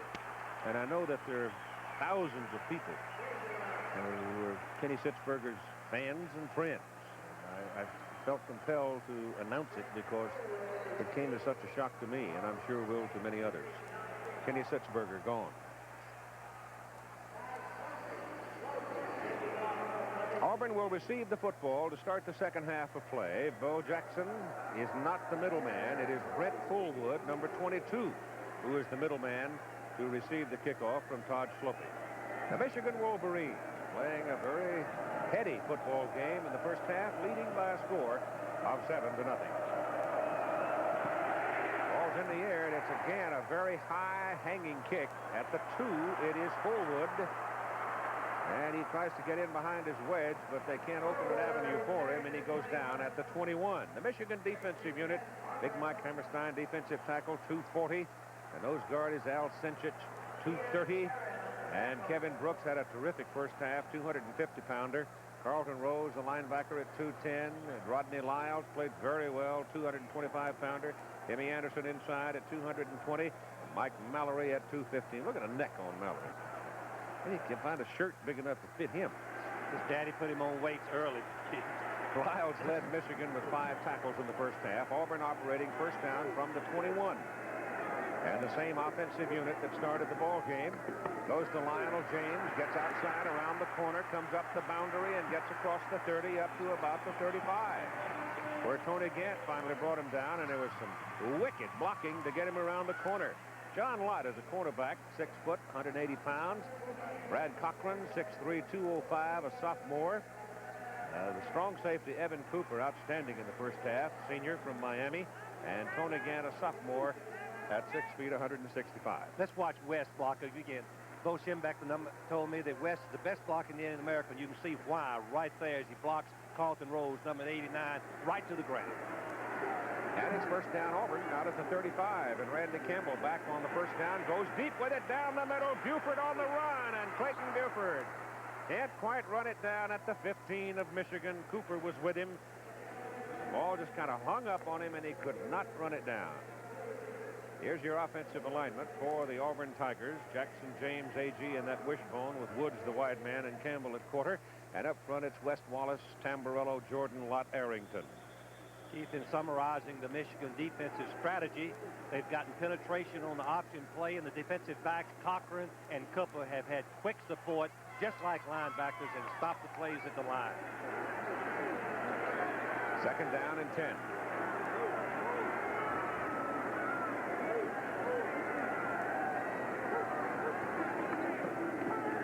Well, he gave it to the lead man, Agee. And Agee is out just over the 38, 2 yards. So they're looking at third down and long. Here's an interesting stat that may surprise people. Third down conversions, Auburn 1 for 6. Auburn has 6 third down plays and has lost a total of 15 yards. That's despite the fact now that they're averaging almost 7 on first down. Conversion downs have hurt them. They certainly have. Third and about 8. Campbell to throw. Dumps it off to Bo Jackson. Runs through one tackle. And then he is gang tackled at the 45, a yard short of the first down. Rick Campbell had Ed West. It's a fumble. He fumbled it in the pile-up, and Michigan comes up with a football. And the Wolverines get another turnover from Auburn. Somewhere in the bottom of that big stack, as he was gang tackled, they forced the ball loose, and Brad Cochran, number 30, came out of the pile with it. You'd have to say that Michigan is playing just a perfect game as far as Bo's strategy. You play defense, you play hard, you limit the other team's offense, you gang tackle, you force the ball loose. Jackson, number 34, has it. He's changing it from left to right. He doesn't have possession. Look at the white shirts coming in there to help on that tackle. And the ball pops right out. And number 30, Cochran recovers. Give the ball to Rogers, the tailback, and from the 45, he gets a yard. Auburn now with 4 turnovers in the ball game, and Michigan with only 1. Put that in proper perspective. Michigan was number 1 in fewest number of turnovers with 15. Auburn was number 2 with 16. For the season, averaging 1.5 per game. They've already had 4. Michigan 1. Here again, Keith, I believe defenses just about dominate most ball games, in the bowl games, I should say. Lack of practice time. Second down 9. Ball sitting on the Auburn 44. Steve Smith back. Steps away from the pressure. Gets his pass off over the middle. Rogers dropped it. That's 5 times the ball has been on the hands of Michigan receivers, and they have dropped it. John Daly is the defensive end for Auburn. Doug Smith, the big tackle we detailed early in the going. Dow Ottman sharing the nose job with Harold Hallman. Donnie Humphrey, the big starting tackle. And Quincy Williams, the defensive end. Greg Carr, the linebacker, leading tackler on the team. And Jeff Jackson is the other linebacker. And it is third down and 9 now for the Michigan Wolverines at the Auburn 44. They've got Vince Bean and Triandos Marcray both wide to the top of your picture. That's the open side of the field. Steve Smith back, pursuits on, and swings it back the other way to Rick Rogers. And Rick, turning around, had a little room, but in extending himself to reach the ball, fell down. David King, the cornerback, who was hurt early, came back to play. The other corner is Jimmy Warren, a 180-pounder. And the safeties, Tommy Powell is the strong safety at 190 pounds, and Vic Beasley, the free safety, at 185. This is the 5th punt of the ball game now by Don Bracken. Here the turnover numbers, you can see very uncharacteristic of both teams. Auburn's turnovers have really hurt them, but their defense came back out and forced the penalty flag down as that snap comes spinning back and bounces to the punter Bracken. He kicks it out of bounds, and the ball is going to be marked out up around the 18, but let's see about the penalty flag. It was only a 26-yard punt. He was aiming for the coffin corner. It's against Michigan, it appears, and Pat Dye's going to have a tough decision to make. I believe I'd refuse it. No, if it's only a 5-yarder, though, it won't make that Wouldn't much make that much difference. You might kick it out of bounds inside your 10. That's right. Illegal procedure. Offense. Too few men on the line of scrimmage. Penalty declined. Auburn's ball. And Auburn will take possession at its own 18-yard line. And Michigan still sitting on that 7-0 lead here in the third quarter. The average starting position in possessions for the two teams, Michigan far and away out in front in that category.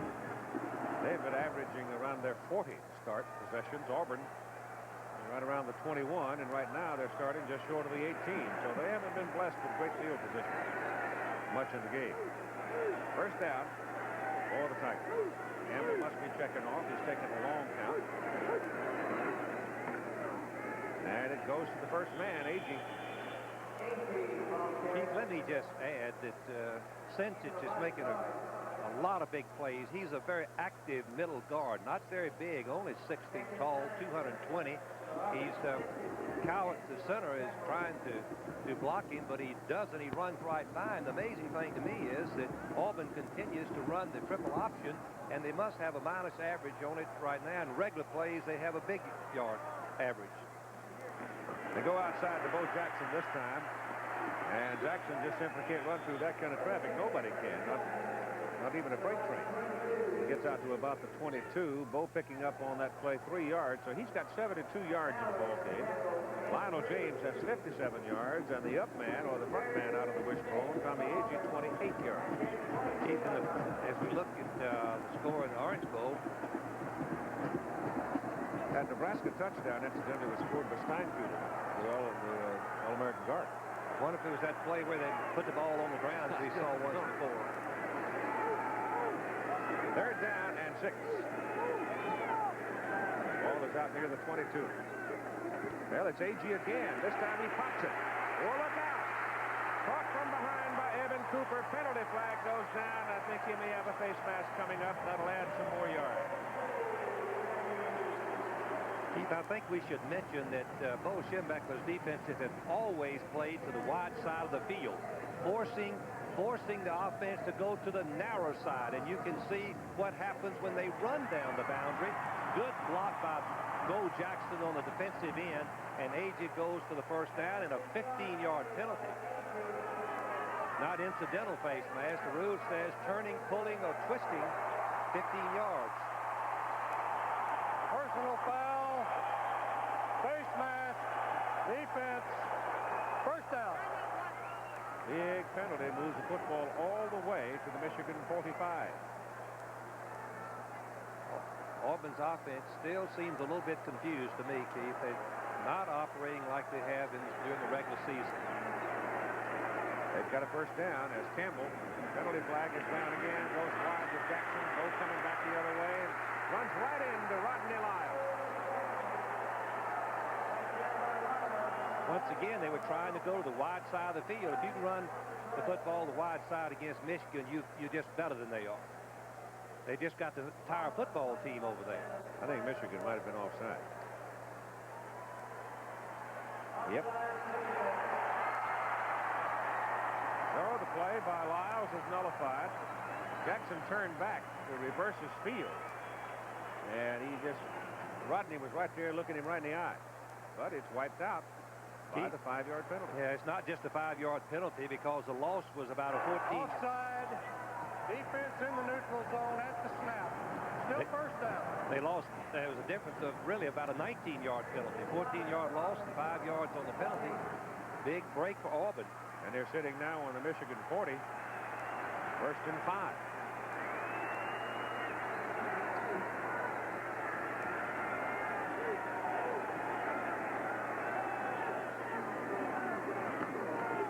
Well, he gave it to the front man again, Agee. And he's down to close to the 35. Looks like he might be a yard or so short of his first down. I know when we used to play Texas, Keith, when we used to play Texas wishbone, and I've seen Oklahoma many times, they would call a predetermined play to get the ball pitched. Auburn doesn't do this. They read every play. The penetrating lineman is forcing the ball handoff to the to the fullback, and therefore Jackson is not getting the ball. James has the first down.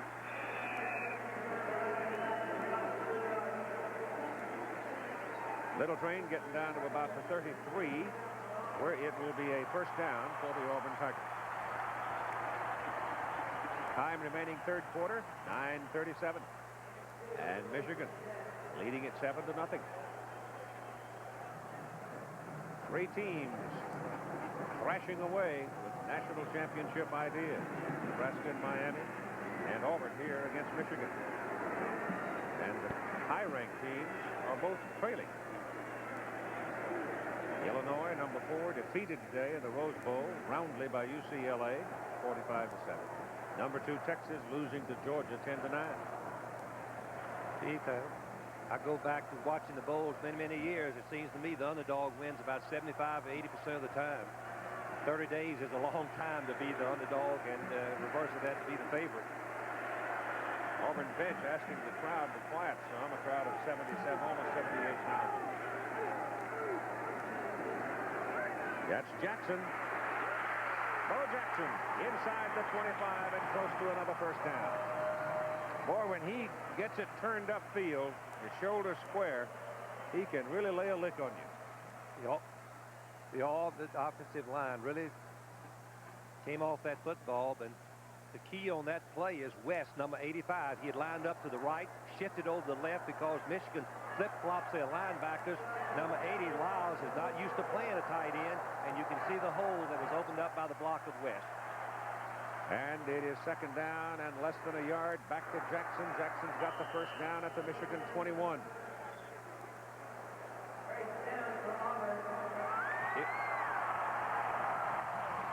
ABC's Wide World of Sports premieres next Saturday. The Clown Princes of Basketball in the Far East, touring Hong Kong on their first ever visit to the People's Republic of China. And from Tokyo, the World Cup Weightlifting Championship. That's at 5 Eastern Time next Saturday, the season premiere of ABC's Wide World of Sports. Outside at comes Lionel James, is thrown down by Rodney Lyles. Never had a chance. Keith, you cannot run to the wide side of the field against Michigan. The entire team is slanting and moving that way. Lyles is on the left. You can see him the bottom of his screen. He's just going to penetrate right up. Now he sees the pitch. He comes in behind the block. Jackson should have turned back and tried to block him, but a big loss. Auburn again getting trouble when they get close to the goal line. Yeah, he lost 6 yards on that, back to the 27, so it's second down and 16. Jackson. Great ability to accomplish that much. He got back to about the 21, turned it back inside spinning, but Cochran got enough of him to bring him down. Auburn coaches told me that Georgia and Alabama game, they've scored 1 touchdown when they had on 11 opportunities, and they've been stopped twice today when they had an opportunity. So that's 1 touchdown out of 13 opportunities. Ball is on the 22, where it's third and long. Third down, 11.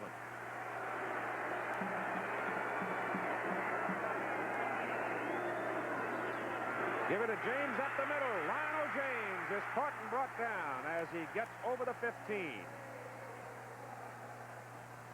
Somebody made a great tackle to save a touchdown. Cochran, Brad Cochran. Brad Cochran, number 30, the draw play. The block by Jackson on the linebacker, and you can see number 30 made a diving stop of the James. Watch Cochran, number 30, just a sophomore, missed all the season last year, comes in and I believe that James would have scored had Cochran missed that tackle. Del Greco is in for a field goal try. They'll mark it on the 21. It'll be 31 yards. He has missed one earlier from 36.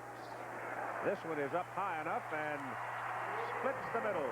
And Auburn finally gets on the scoreboard. At 6:17 to go in the third quarter, it is now Michigan 7 and Auburn 3. Auburn will kick off with 6:17 to go in the third quarter, getting the 31-yard field goal from Del Greco. Michigan sends Rick Rogers and Evan Cooper as the deep people. Del Greco to hit it. And we'll see whether or not old momentum has changed shirts. kick is way back into the end zone. Evan Cooper will put it down there, and it'll miss Michigan's football first down at their own 20.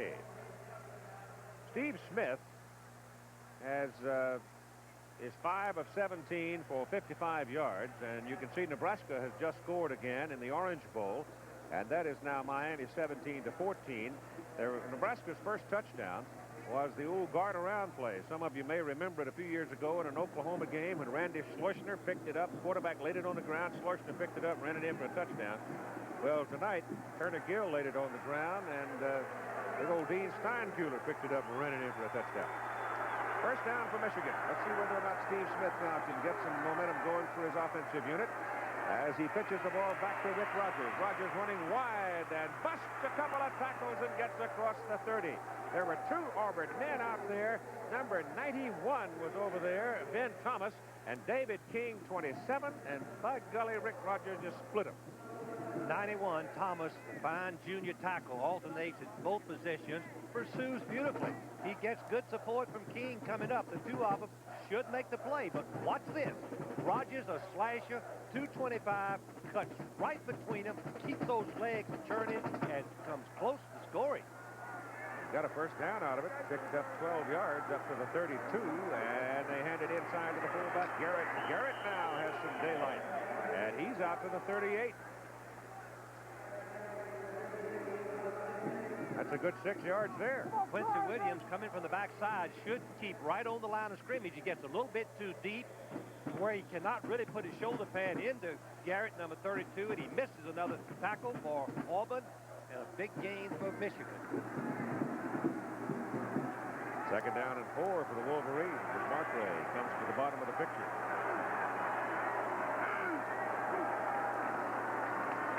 Steve Smith. Caught. Right at the line of scrimmage. Gerald Williams, a big 265-pound sophomore tackle from Valley, Alabama. Jumped on him. Loss on the play of about a half a yard or so. Well, this is a real crucial first down. Michigan seemed to pick up a little momentum as we look at both Tim Beckman and staff making the first down and coming close to the next one. And Auburn getting the penetration and stopping them for a loss. Third and a long 4. Smith back. Gets it away over the middle, and it is incomplete. And David King almost picked it off. And he's beside himself. Well, the ball was thrown so hard, it's thrown like a bullet. I don't see how King could have possibly caught it. Let's watch it again and have another look, and you can see why Smith is a little bit in front of the receiver. Look from here, and the ball goes right by the receiver and hits King right on the arms and falls incomplete. Bracken is in. Watch Williams right here, number 93, really hits the blow on Smith, the quarterback. Bracken's punt, the 6th of the game. High spinning spiral. Gaines back at the 16. Down he goes at the 17-18. 46-yard punt. Good hang time on it. A 2-yard return. 4:20 to go, third quarter, and Michigan leading 7-3.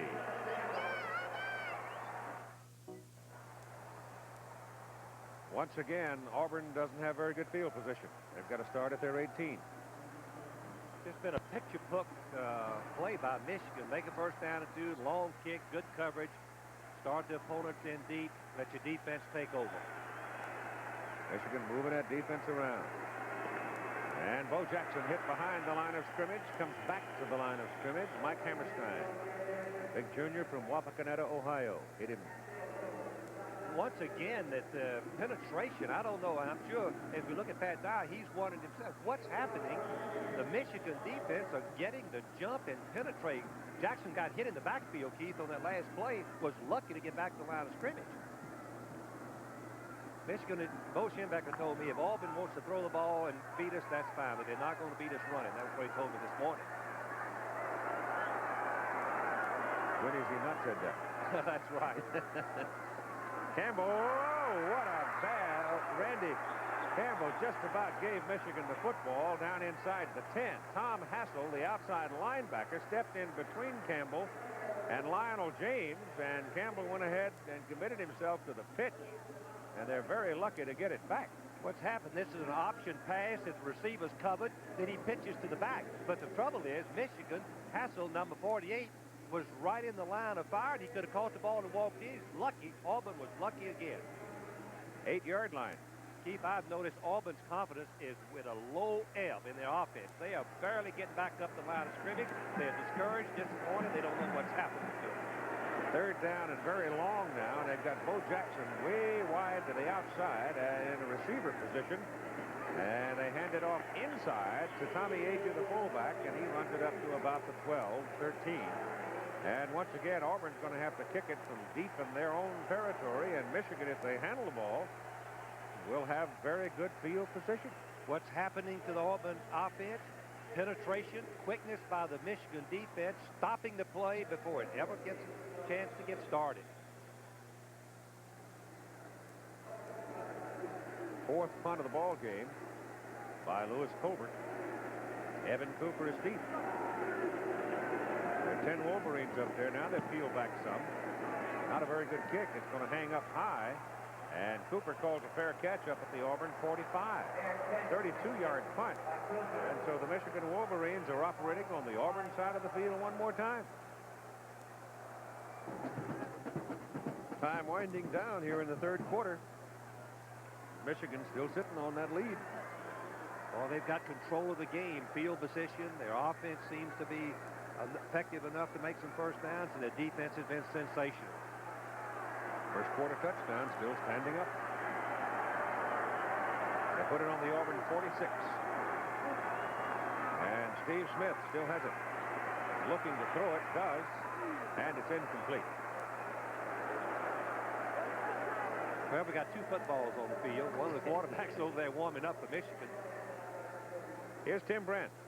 Keith, Randy Campbell was just talking to the assistant coaches down here, and he says that Michigan is disguising his defenses extremely well. They're lining up one way, and then by the time he snaps the ball and gets a predetermined read, they're jumping into something else. That's what happened on that pitch, and it hit the defender right in the face.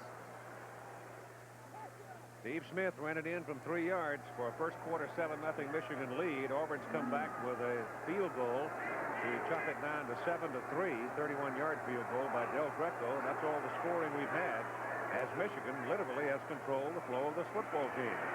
And this is Rick Rogers, who's having a big night. He's closing in on 100 yards himself, and he picks up about 5 on that carry before Greg Carr brings him down. Michigan offensive line, according to Bo Schembech, may not be the biggest that they've had in some years, but they are the smartest, and they pick up the blocks and the assignments and do a great job. You can see Rick Rogers' numbers there. He's had some good gains so far. After Texas lost today, as you see the breakdown of Michigan offensive front, after Texas lost to Georgia today by a point, 10-9, Auburn, of course, their hopes for a possible national championship soared. And what with Miami leading Nebraska 17-14, they're still up, but they're just not playing very well right now. As Sim Nelson steps across the middle, makes the catch on the Steve Smith pass, and he's close to a first down. He's a little bit short, and Bo Schembech is going to have a tough decision, it appears from here. About 2 feet. Watch Keith Carr on the blitz, coming right through, making the throw, quarterback throw quickly, but the tight end has to be open, and the quick adjustment by Smith and the tight end allows for the completion. Greg Carr has been pretty quiet. He's the leading tackler on the Auburn team, but the misdirection plays by Michigan offensive people so far have kept the Auburn linebackers pretty quiet. It is 4th down, and they're going. 4th and a yard. And now Steve Smith calls timeout. And that's the first timeout we've had called in the ball game. We have 27 seconds to play in the 3rd quarter, and that's the first timeout called in this ball game. We'll be back in a moment.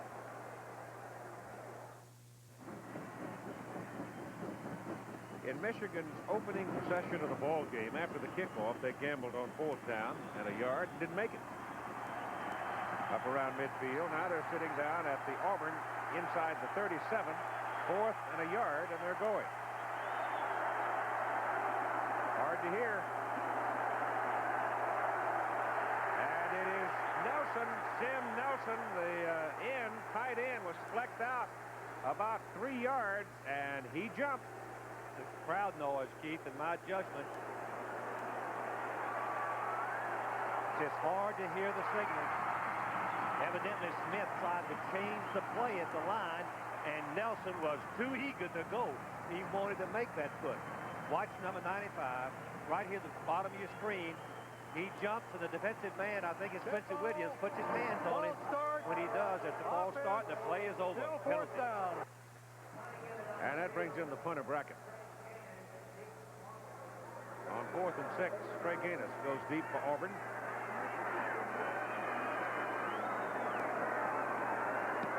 And it's spun to Gaines at the 11. Fair catch call. Let's repeat what we played earlier in our ball game when Bo Schembech was told about how they had tried to prepare for the crowd noise in the dome. We practiced indoors. We have an indoor facility at home.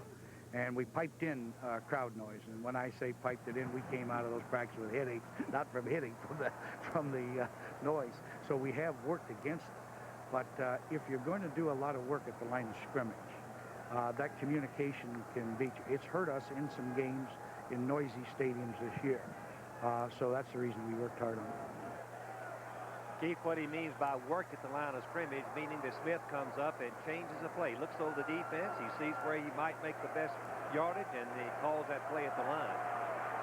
Ball is just short of the 12 for Auburn. They've had bad field position most of the night. To start possession.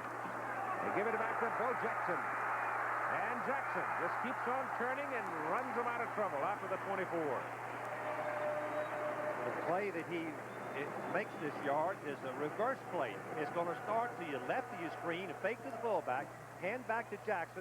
Michigan pursues very quickly. Anderson, number 57, is blocked by the tackle. Jackson tries to cut back, finally get him down, but not before a nice game. Picked up 12, and it's first down Auburn at the 24. Time just about gone in the third quarter. They get the snap off. Pitch it out to Lionel James. He's got some daylight. And he runs it across the 35, and that's another Auburn first down as the third quarter comes to a close, with Michigan leading still by a score of 7-3. And we'll be back with this 50th Sugar Bowl game after this commercial message and a word from a local station.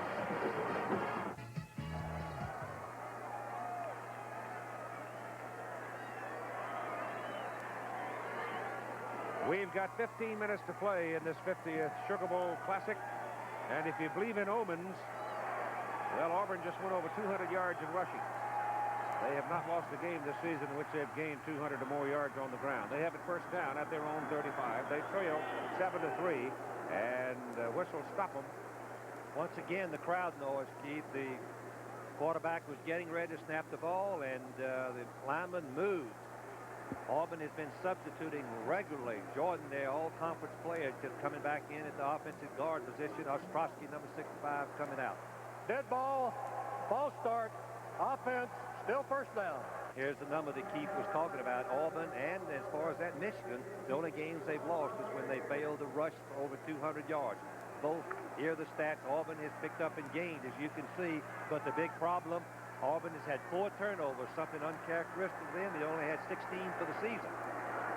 First down and 15. Ball back on the 30.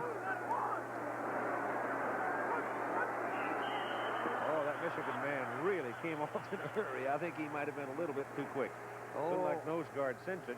Yeah, Sincic was ready to penetrate against that wishbone, and that's been the secret of Michigan's success, getting some penetration to guard and tackle. Watch Sincic, number 53, not very big, but he's going right over the center, trying to get in that backfield, but he jumped the snap kick.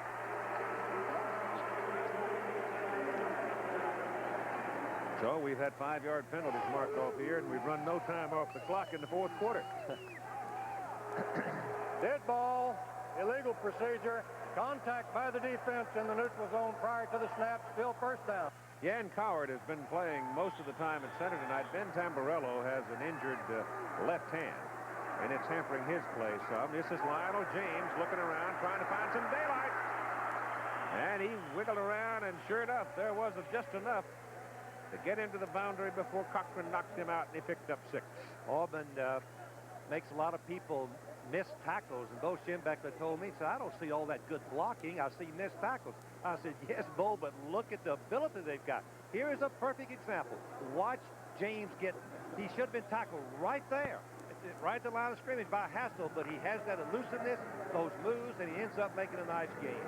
Kyle Collins ran out of his shoe blocking on the play. Tommy Agee is back in at fullback. Tommy out to get some rest. Second down, 3 after a 7-yard pickup by James. Campbell making Michigan wait. Gives the ball to Agee.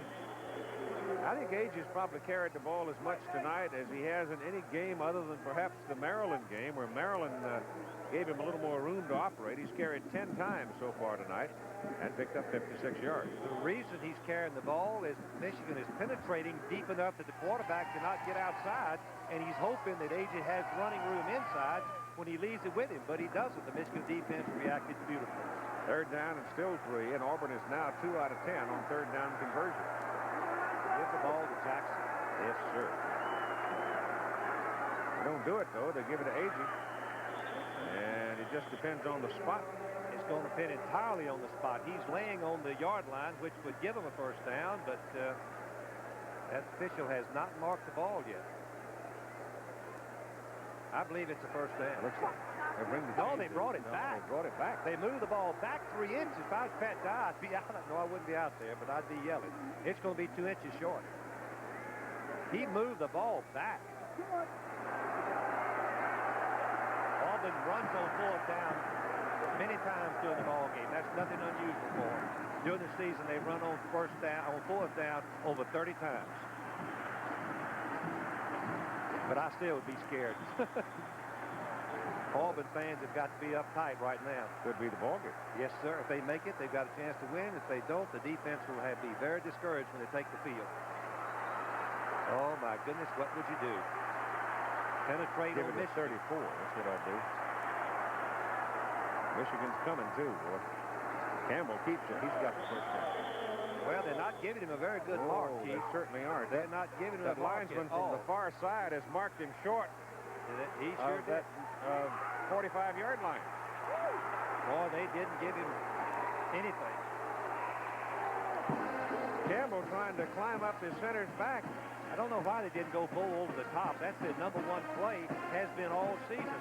And off to Jackson, he just goes right over the top. That's been their best short yardage play. And Campbell, he only weighs 165 pounds. Not very good running quarterback when you step back. Well, the offensive folks had better exercise some cheer for their defenders right here. The ball is inside the Auburn 45, where it is first down for the Michigan Wolverines. They lead 7-3 with 13:44 to play in the game. It is the 4th time that Michigan has been able to start a possession on the Auburn side of the field. And yet, Keith, they haven't scored but one time, and that's a real credit to the Auburn defense. They've got to have an awful lot of leadership right now. It's got to assert itself, come out, and try to get the balls back for the offense. Well, field goals start looking pretty prominent here, That's right. That's right. Auburn has to win the game. They'd have to go for 2. If they should score a touchdown, but after a field goal. This is Rick Rogers. Penalty flag goes down as Rogers gets to about the 43. Number 9 came flying in, Tommy Powell, and then missed his target and took himself right out of the play. I believe.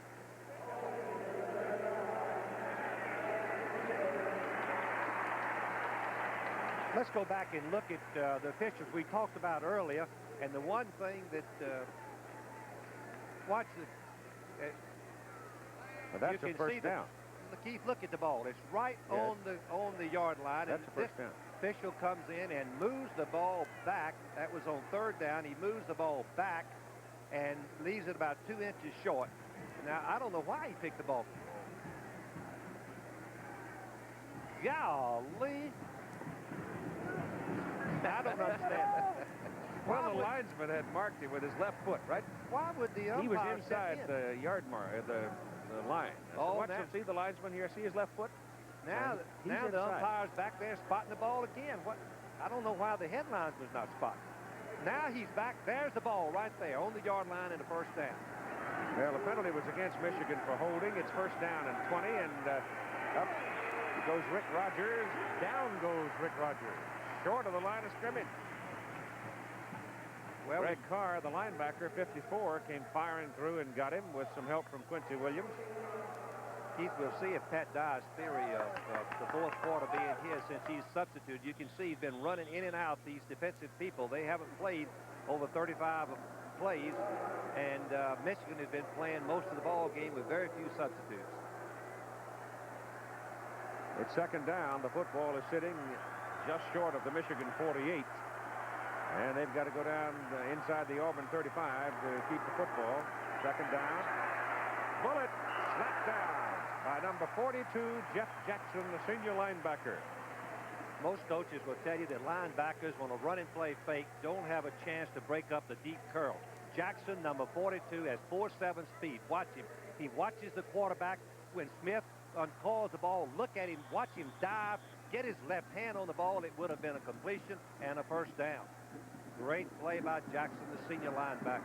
Smith now started out like gangbusters in the first quarter, but he's cooled off. He's 6 out of 21 for 59 yards and 0 for 7 on third down attempts. The last 7. Ball is intercepted. Caught by an Auburn man at the Michigan 40. Goes down at the 39. It's Greg Carr. Boy, when you've got a defense like that, you have got an ace in the hole. Smith got hit by one of the Auburn rushers. Let's see. Jeff Jackson hit him. Jackson, number 42, blitzing. You can see both linebackers. 42 is, and let's see, Garrett tried to block him. Well, number 9, Powell, had his arm, and Jackson was hitting right in the middle. Had 2 men on him, appeared to me, Keith. And who intercepted? I can't see. Greg Carr. Greg Carr. What a play for Auburn. Well, let's see if the defense is now giving the offense the football on the Michigan 39. Let's see if they can do something with it. But the Wolverine defensive people have just been superb so far in this football game. They have befuddled and literally stopped the Auburn wishbone. Ball goes to Bo Jackson. And Bo Jackson is hit by Hassel. Tom Hassel, number 48. Hassel is not very big. He's only 6 feet, weighs about 210, but he plays about 240. Penalty coming up against Auburn. Procedure. Once again, to me, it seems that the quarterback and the lineman cannot hear the snap count. Auburn still is going to have to throw some. The Michigan defense are all over the running game, meaning they've got 10 men up there close, ready to tackle the ball carriers at the line of scrimmage. One man playing deep, really. That's the one on the wide receiver. Everybody else playing the run. 12 minutes and 28 seconds to play in the football game. Tamburello is back in at center for Auburn. Well, the first man again. That's 11 carries for Agee. And he roots it on down to about the 41.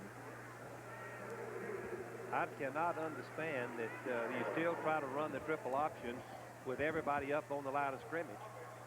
And they're making the fullback keep the ball, and that's wise, where they can't get the ball outside to Jackson. You can see Pat Dye's giving the offensive coordinator some instructions right there. Jack Crow.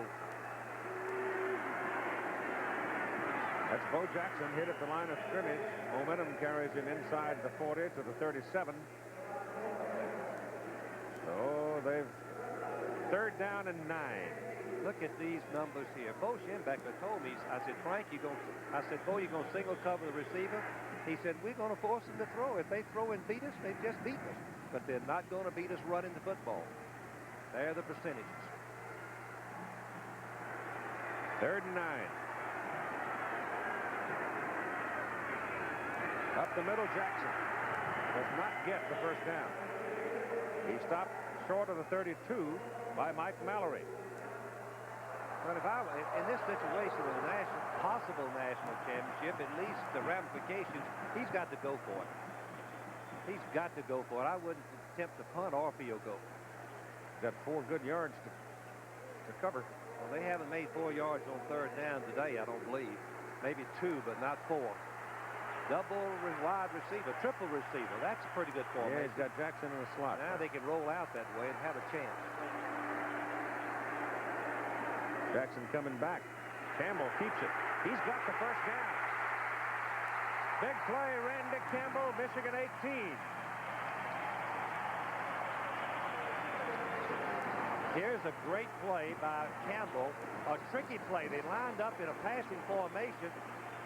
Jackson comes back in motion, and then it's a reverse kind of play, and you can see that it caught Michigan unawares. They were out of position, and Campbell once again makes the key play on 4th and 4.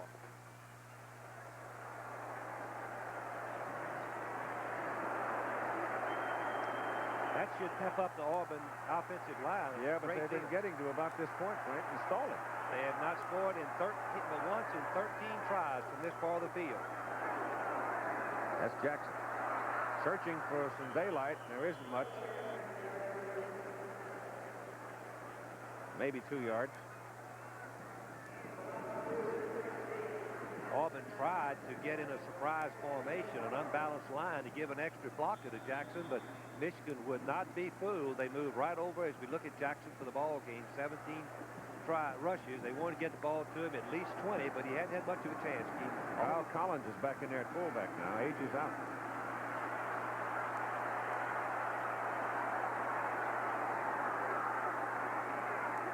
Well, they give it to Collins. Michigan just swarmed it. I don't want to talk strategy, but I can't help but doing it because Michigan is penetrating, forcing the fullback to keep the ball on virtually every triple option. That's not the Darrell Royal, Bud Bear Switzer style of play. If you're going to do that, we're going to block that man and take it one hole wider so we can get the ball outside.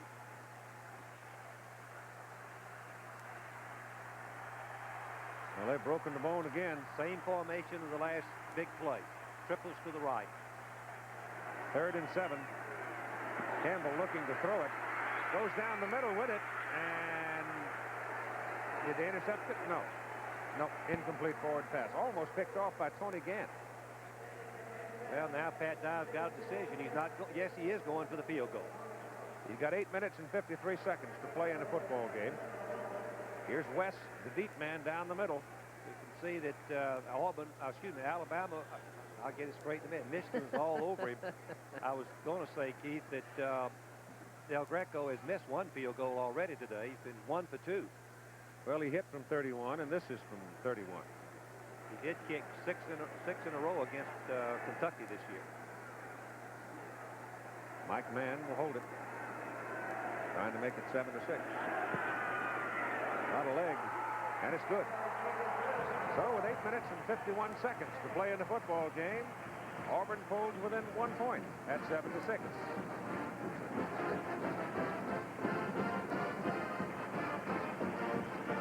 Here's Buford, number 11, the wide receiver. Look how wide open he is.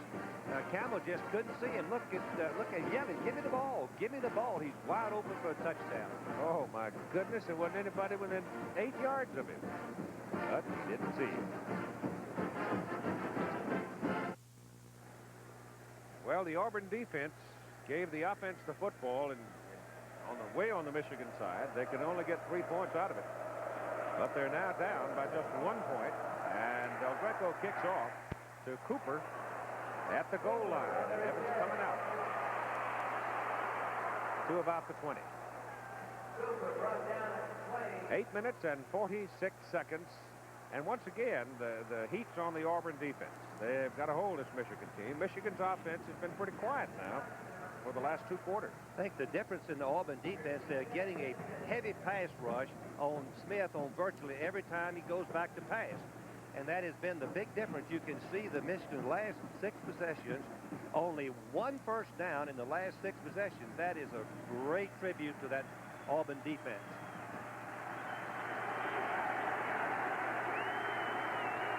From the 20, Steve Smith gives the ball to Rick Rogers, and he's got a yard. Dave Ottman, number 61, made the hit for Auburn with help from Jeff Jackson. Number 1 priority for the Auburn defense, stop Michigan on first down, throw them into a passing situation. If we look at Pat Dye, then we can lay our ears back and put some pressure on Smith, and that has been successful in the last 6 possessions.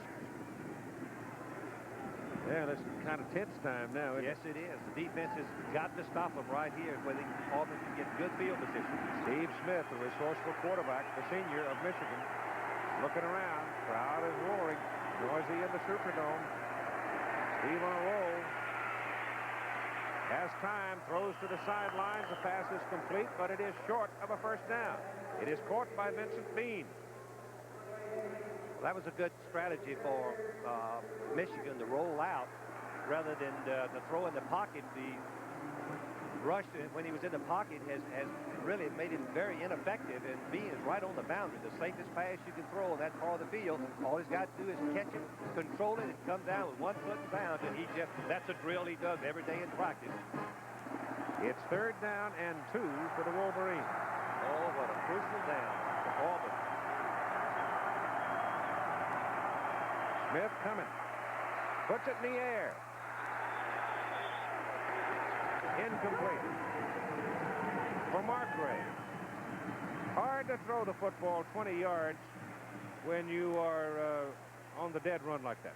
Keith, that's a very vital point. The receiver should have cut it all shorter. Here's a graphic. In only 2 losses, Michigan failed to rush for over 200 yards. They're rushing today. Michigan won 4.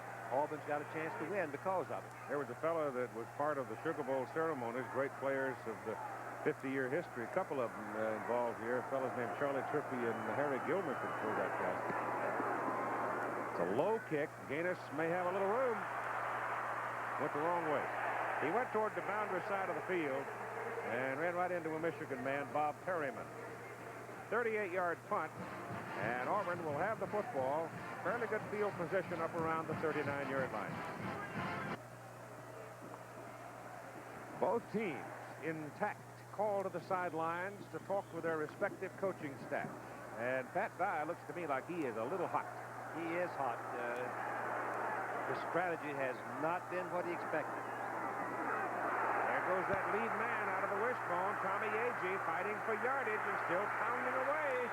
And he's up to midfield, and that's a great run. There's a penalty, though. No, he didn't. I'm sorry. It's a first down. I'll take it back. Boy, did he keep his feet. He made most of that yards on his own. He was hit at the line of scrimmage. Agee is just a freshman. Although he has 4 or 5 speed, you can see the defensive end ran up the field. Now Agee starts trying to cut back, and Cochran should have made his tackle with his arms, and now another man has him right there. I can't see that number. 14, Gant, and Cochran missed him. Yeah, but Cooper had a shot at him. He just tried to stick his helmet in the stomach, knocked the ball loose instead of using his arm. Didn't use his arm to wrap him up. First down, and they go back to Agee again, and he's got a couple of yards at midfield, moving it down to about the Michigan 48. ABC's Wide World of Sports premieres next Saturday at 5 Eastern, 4 Central Time. Both segments in the program will come out of the Far East, the Harlem Globetrotters in Hong Kong, and the World Cup Weightlifting Championship from Tokyo, Japan. Best play that Auburn can run against what Michigan is doing is a base handoff to the fullback, but block everybody, not finesse it.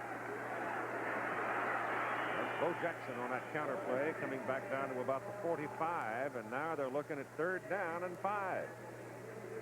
Boy, if Auburn had a pass off of that particular play, they could have scored a touchdown, because Michigan, believe me, their backs are right up on the line of scrimmage, making the tackles as the ball carrier hits there. They're literally playing at 8-3 right now. Yes, they are. And the safety is only 4 or 5 yards deep. Now the spread formation runs them into a different defense.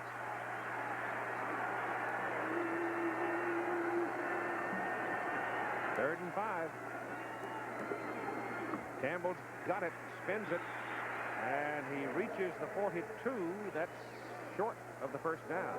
Oh, 4th down and 2. Now Campbell made it on a keep play on 4th and 4. Now it's 4th and 2. And Agee comes out of the ball game, limping. Still, Auburn has run 54 plays and passed only 7. That's about 90%. My arithmetic is correct. We better hurry. Time remaining in the game. Michigan 7, Auburn 6.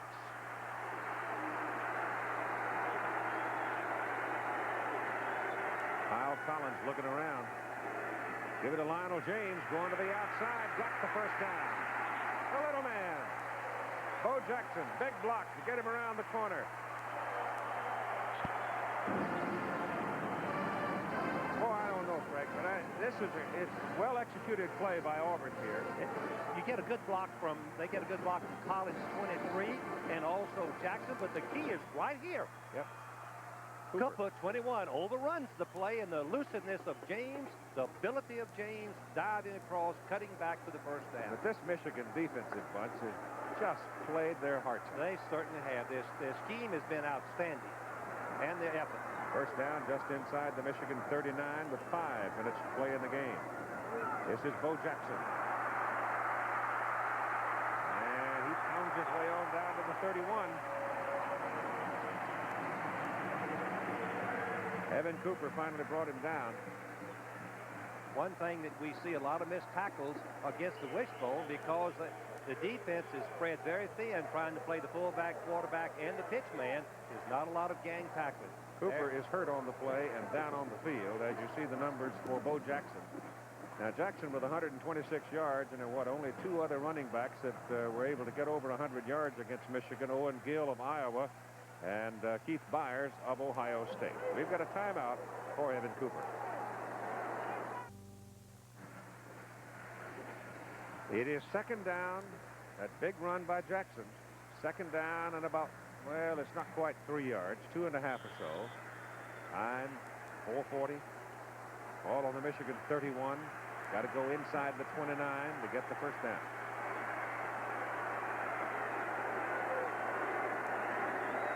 They flex the tight end West out.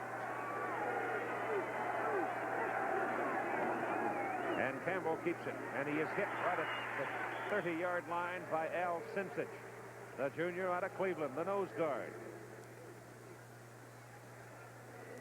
Boy, the Michigan defense, when you play defense for Bo Schembechler, as we look at what the Auburn backfield has done, pretty darn impressive, but they've had so far to go. Their field position has been so bad they can't get any points on the scoreboard.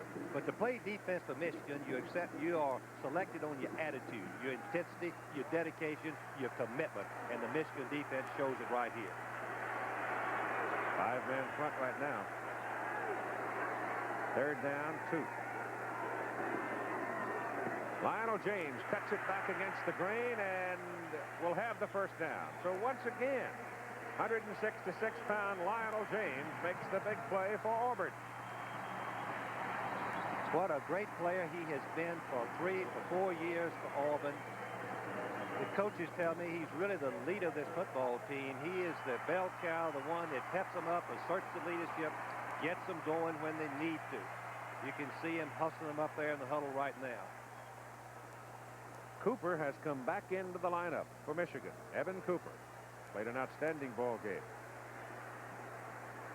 Shaken up, shook it off, back in. First down, Auburn.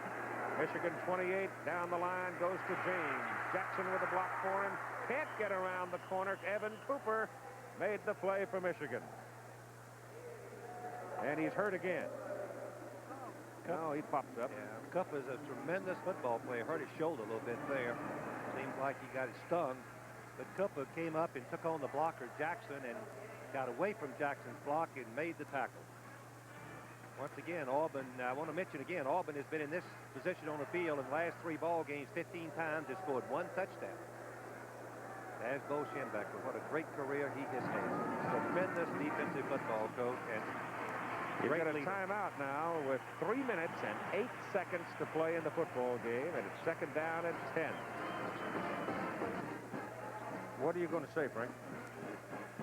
You've got some profound comments to make. I want to hear you and Bill Yeoman get after it. The old Army Center and the Ramblin' Wreck from Georgia Tech. I'm going to referee with Ted Koppel some discussion about the possibilities and probabilities of an eventual playoff system, the pros and cons of it. Bill's going to be against the playoff, and I'm going to speak in favor of a college playoff in Division I. Bill, of course, the head football coach, and a great one at Houston. That'll be with Ted Koppel and Nightline right after your local news tonight. But right here in the Superdome in the Sugar Bowl in New Orleans, Louisiana, ain't no crawfish swimming upstream right now. It's 3:08 to play. and both sides laden with tension. Second down 10, Auburn. Michigan defending on its 28. Campbell gives the ball to A.G. and he breaks it for a first down inside the 20 down to the 16.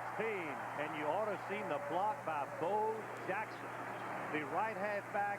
And in the wishbone, you share the running responsibilities, you share the blocking responsibilities. The fake to the fullback, but watch Jackson to the top of your screen, number 34. He's not just a ball carrier. Boom! He knocks that defensive linebacker right out the line. 89, Carlton Rhodes, and he's a good one. So it's first down for the Tigers at the Michigan 17.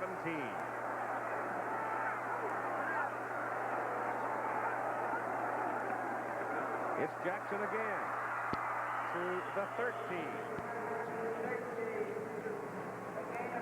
Keith, I wouldn't want to trust any field goal kicker in this particular situation. I don't care who he is. I'd want to stick the ball in the end zone.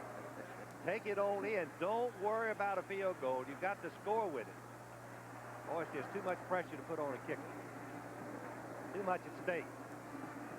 Auburn hadn't been in this position in many, many years. Biggest bowl game in 20 years. First conference championship since '57. Jeff Parks inside, double tight in alignment on second down. They're up the middle. It is A.G. and he fights his way to the 5. First and goal. It is A.G. who is doing it now for Auburn. Coach Jim Beckler told me if the fullback can make that yard, so be it. But watch his second effort. He runs straight up. Many people say that a fullback cannot make yards running straight up, but the Michigan defense overruns it a little bit. Mallory, the linebacker, outplaying the quarterback, letting the fullback break for the first down. Oh, I tell you, that's hard work when that kid's playing, too. Watch, he gets hit right there. The people running out for the option play allows the fullback to break for the first down. Red shirt freshman. First down and goal. The ball is just outside the 5. Outside, Lionel James. He's caught behind the line of scrimmage and knocked down back on the 7. The man who made the play, Carlton Rhodes and Brad Cochran. Michigan turned that option play into a sweep. The defensive end blitzed, came right in and forced the pitch immediately. Linebackers and everybody pursued to the outside. Watch Rhodes, number 89, is a stunt. Hassel takes the quarterback and Rose is out there. No one to block him. They confuse the blocking scheme. Jackson should have been out blocking the 89. Second down and goal from the 7 behind the line of scrimmage.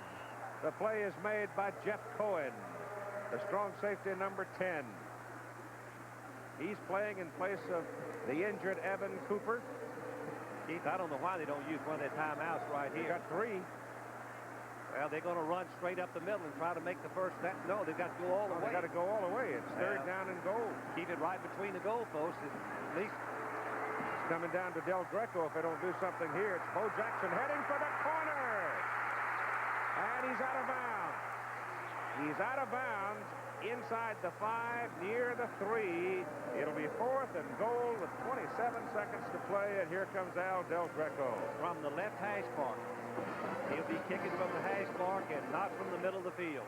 Jackson made a great effort and tried to score all on his own. No blocking whatsoever. In fact, he hadn't had any blocking, Keith, in my judgment, any tonight. Made most of his yardage on his own. Well, it comes down, I'm sure Michigan will call timeout and let him think about it a while. He missed from 36. He hit from 31, and he hit from 31. And this one is from 19. And there's your timeout right there. So Michigan spends a timeout. They have one remaining. 27 seconds to play in the Sugar Bowl. Let's watch Jackson. When I say he hadn't had any blocking, see if you wouldn't agree with me. His first penetration, boom, one man right there, couldn't wrap him up. It looked like it was Hassel, number 48. Safety man right there, Gant couldn't get him. Finally, can't tell who lot it looks like. 44 brings him down. Mallory, 42. Oh, Mallory, 42, okay. Both of them got up slowly. Well, it's up to Del Greco now. He is he's 2 out of 3 in the ball game. He is a senior. He is from Coral Gables, Florida. He holds just about every Auburn kicking record there is. He's been pretty good inside the 30, Frank. He's 6 out of 6 this year. Yes, he is. Well, he's missed 3 during the season.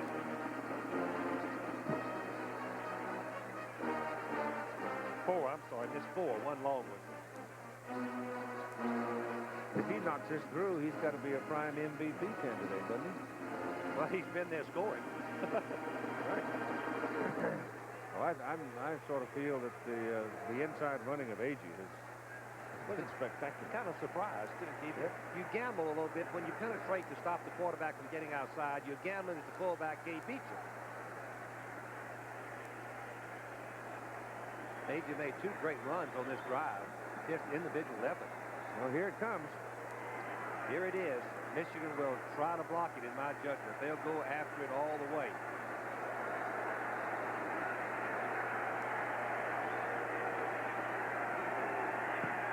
It's up, and it's good.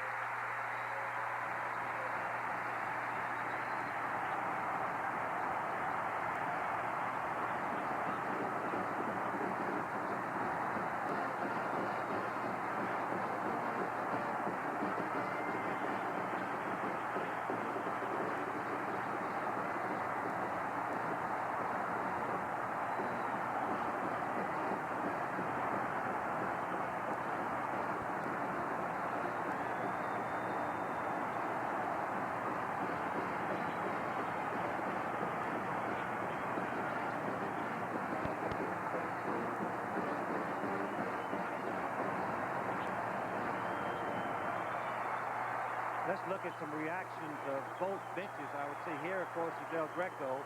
You can see he hits it solid. It would have gone through from 50 yards. Oh, boy. The last time he'll ever kick to Auburn. Oh, is he happy? And I don't blame him. 3 field goals, only 9 points that Auburn could get.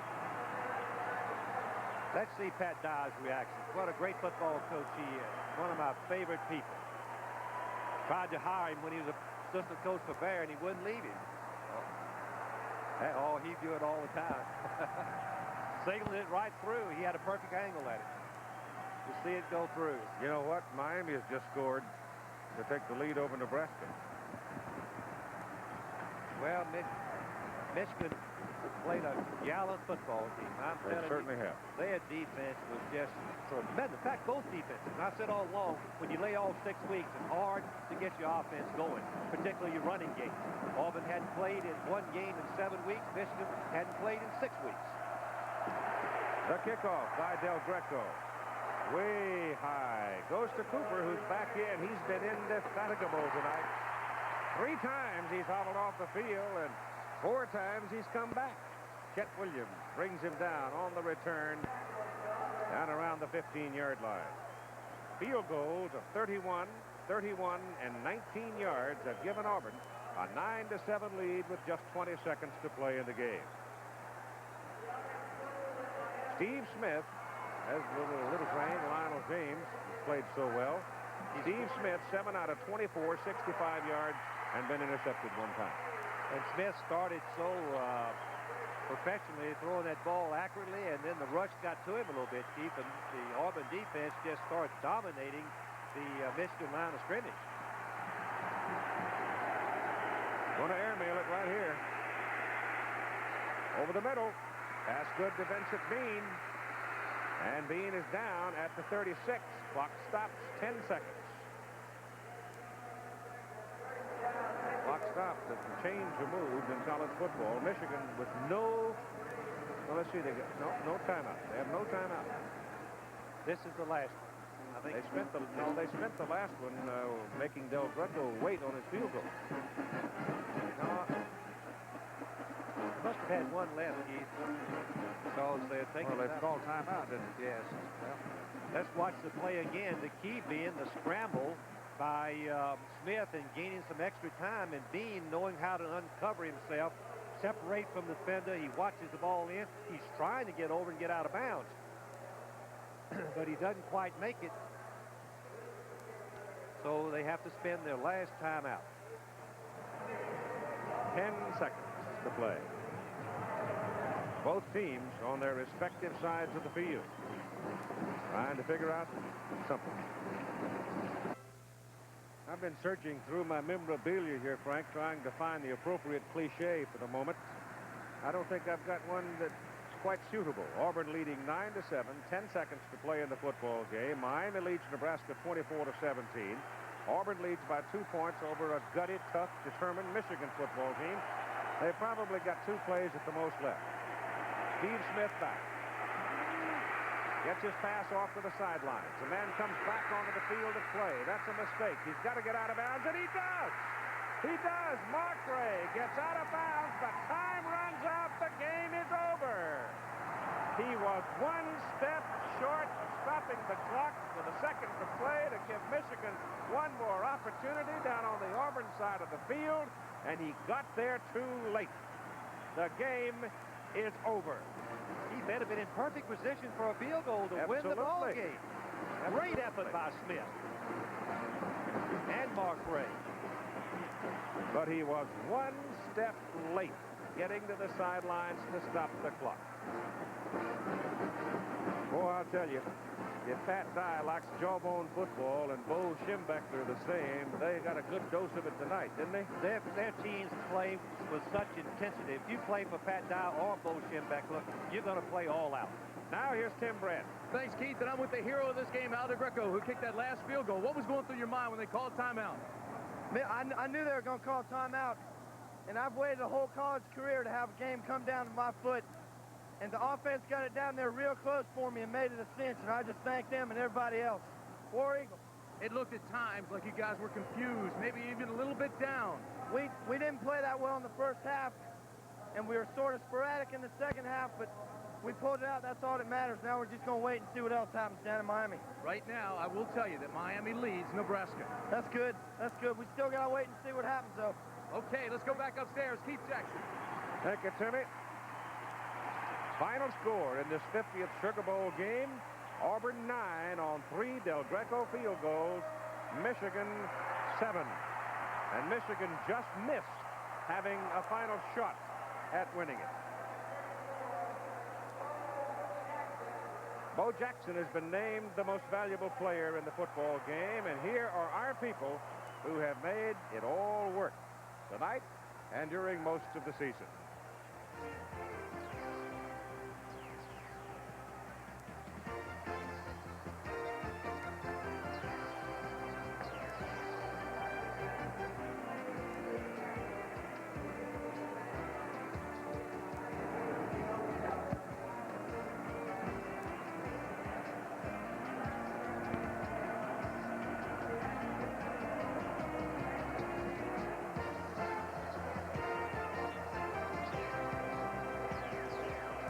You win the coup.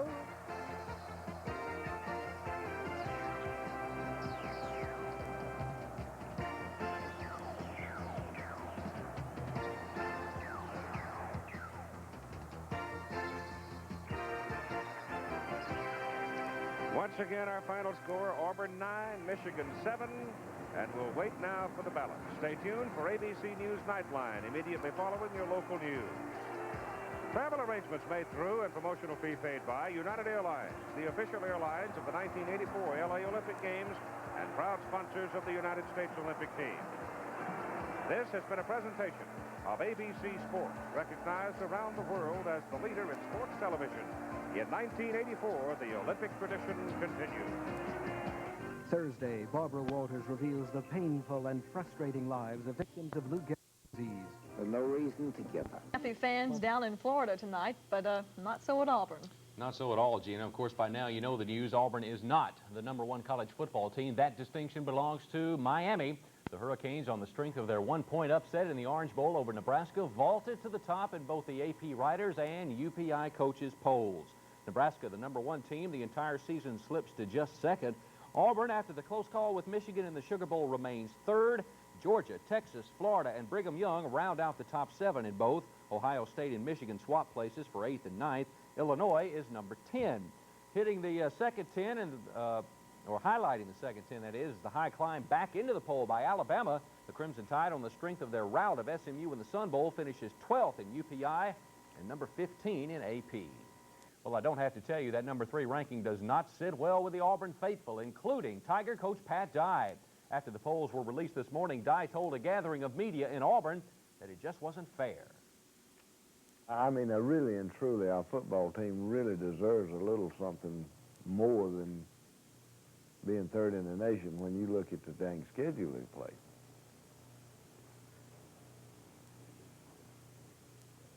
I mean, and you know the thing about it is that through the whole thing, you know, the whole process, our football team, I have not heard one derogatory remark. They're just glad to be there. You know, there hadn't been one iota of speculation, one, not any bitterness. And I don't believe there will be when they find out we're third. I think they're going to be disappointed just like I am. But I'm going to tell you something else. In their heart, deep down, they feel like they can beat anybody in the country. And I'm not so sure that they couldn't too. Well, despite failing to win the national championship, the Tigers still return home today as heroes.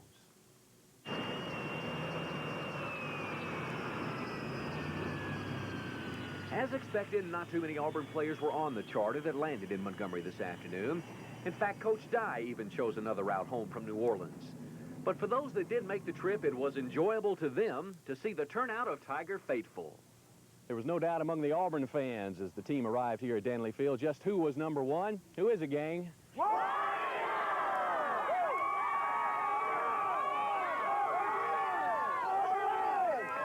But there's no doubt in your mind who's number one then, is there? Ain't no doubt about it. Auburn, all the way, number one. They deserve to be number one. I definitely believe they deserve to be number one. They've beaten everybody they played except for Texas, and I tell you, the Longhorns don't want to play them again. If you take into consideration who we've beaten and our schedule all year, and then we lost to Texas early in the year, the opponents, the people that we've beaten and who they played during the year, then there shouldn't be any question who's number one. I'm probably biased saying that I think we do, only because I play for Auburn, and, you know, we did play the toughest schedule in the country. You know, in the same sense, Miami has a legitimate gripe to say that they are, because they did beat Nebraska. Cries of War Eagle and we're number one apparently fell on deaf ears as far as the pollsters were concerned. But to those that root for Auburn, this 1983 squad will always be national champions. A couple of other football notes tonight. Hugh Campbell, the coach. I guess so. The Auburn basketball team scored its first win in the Memorial Coliseum at Tuscaloosa in 13 years last night, beating back an Alabama rally at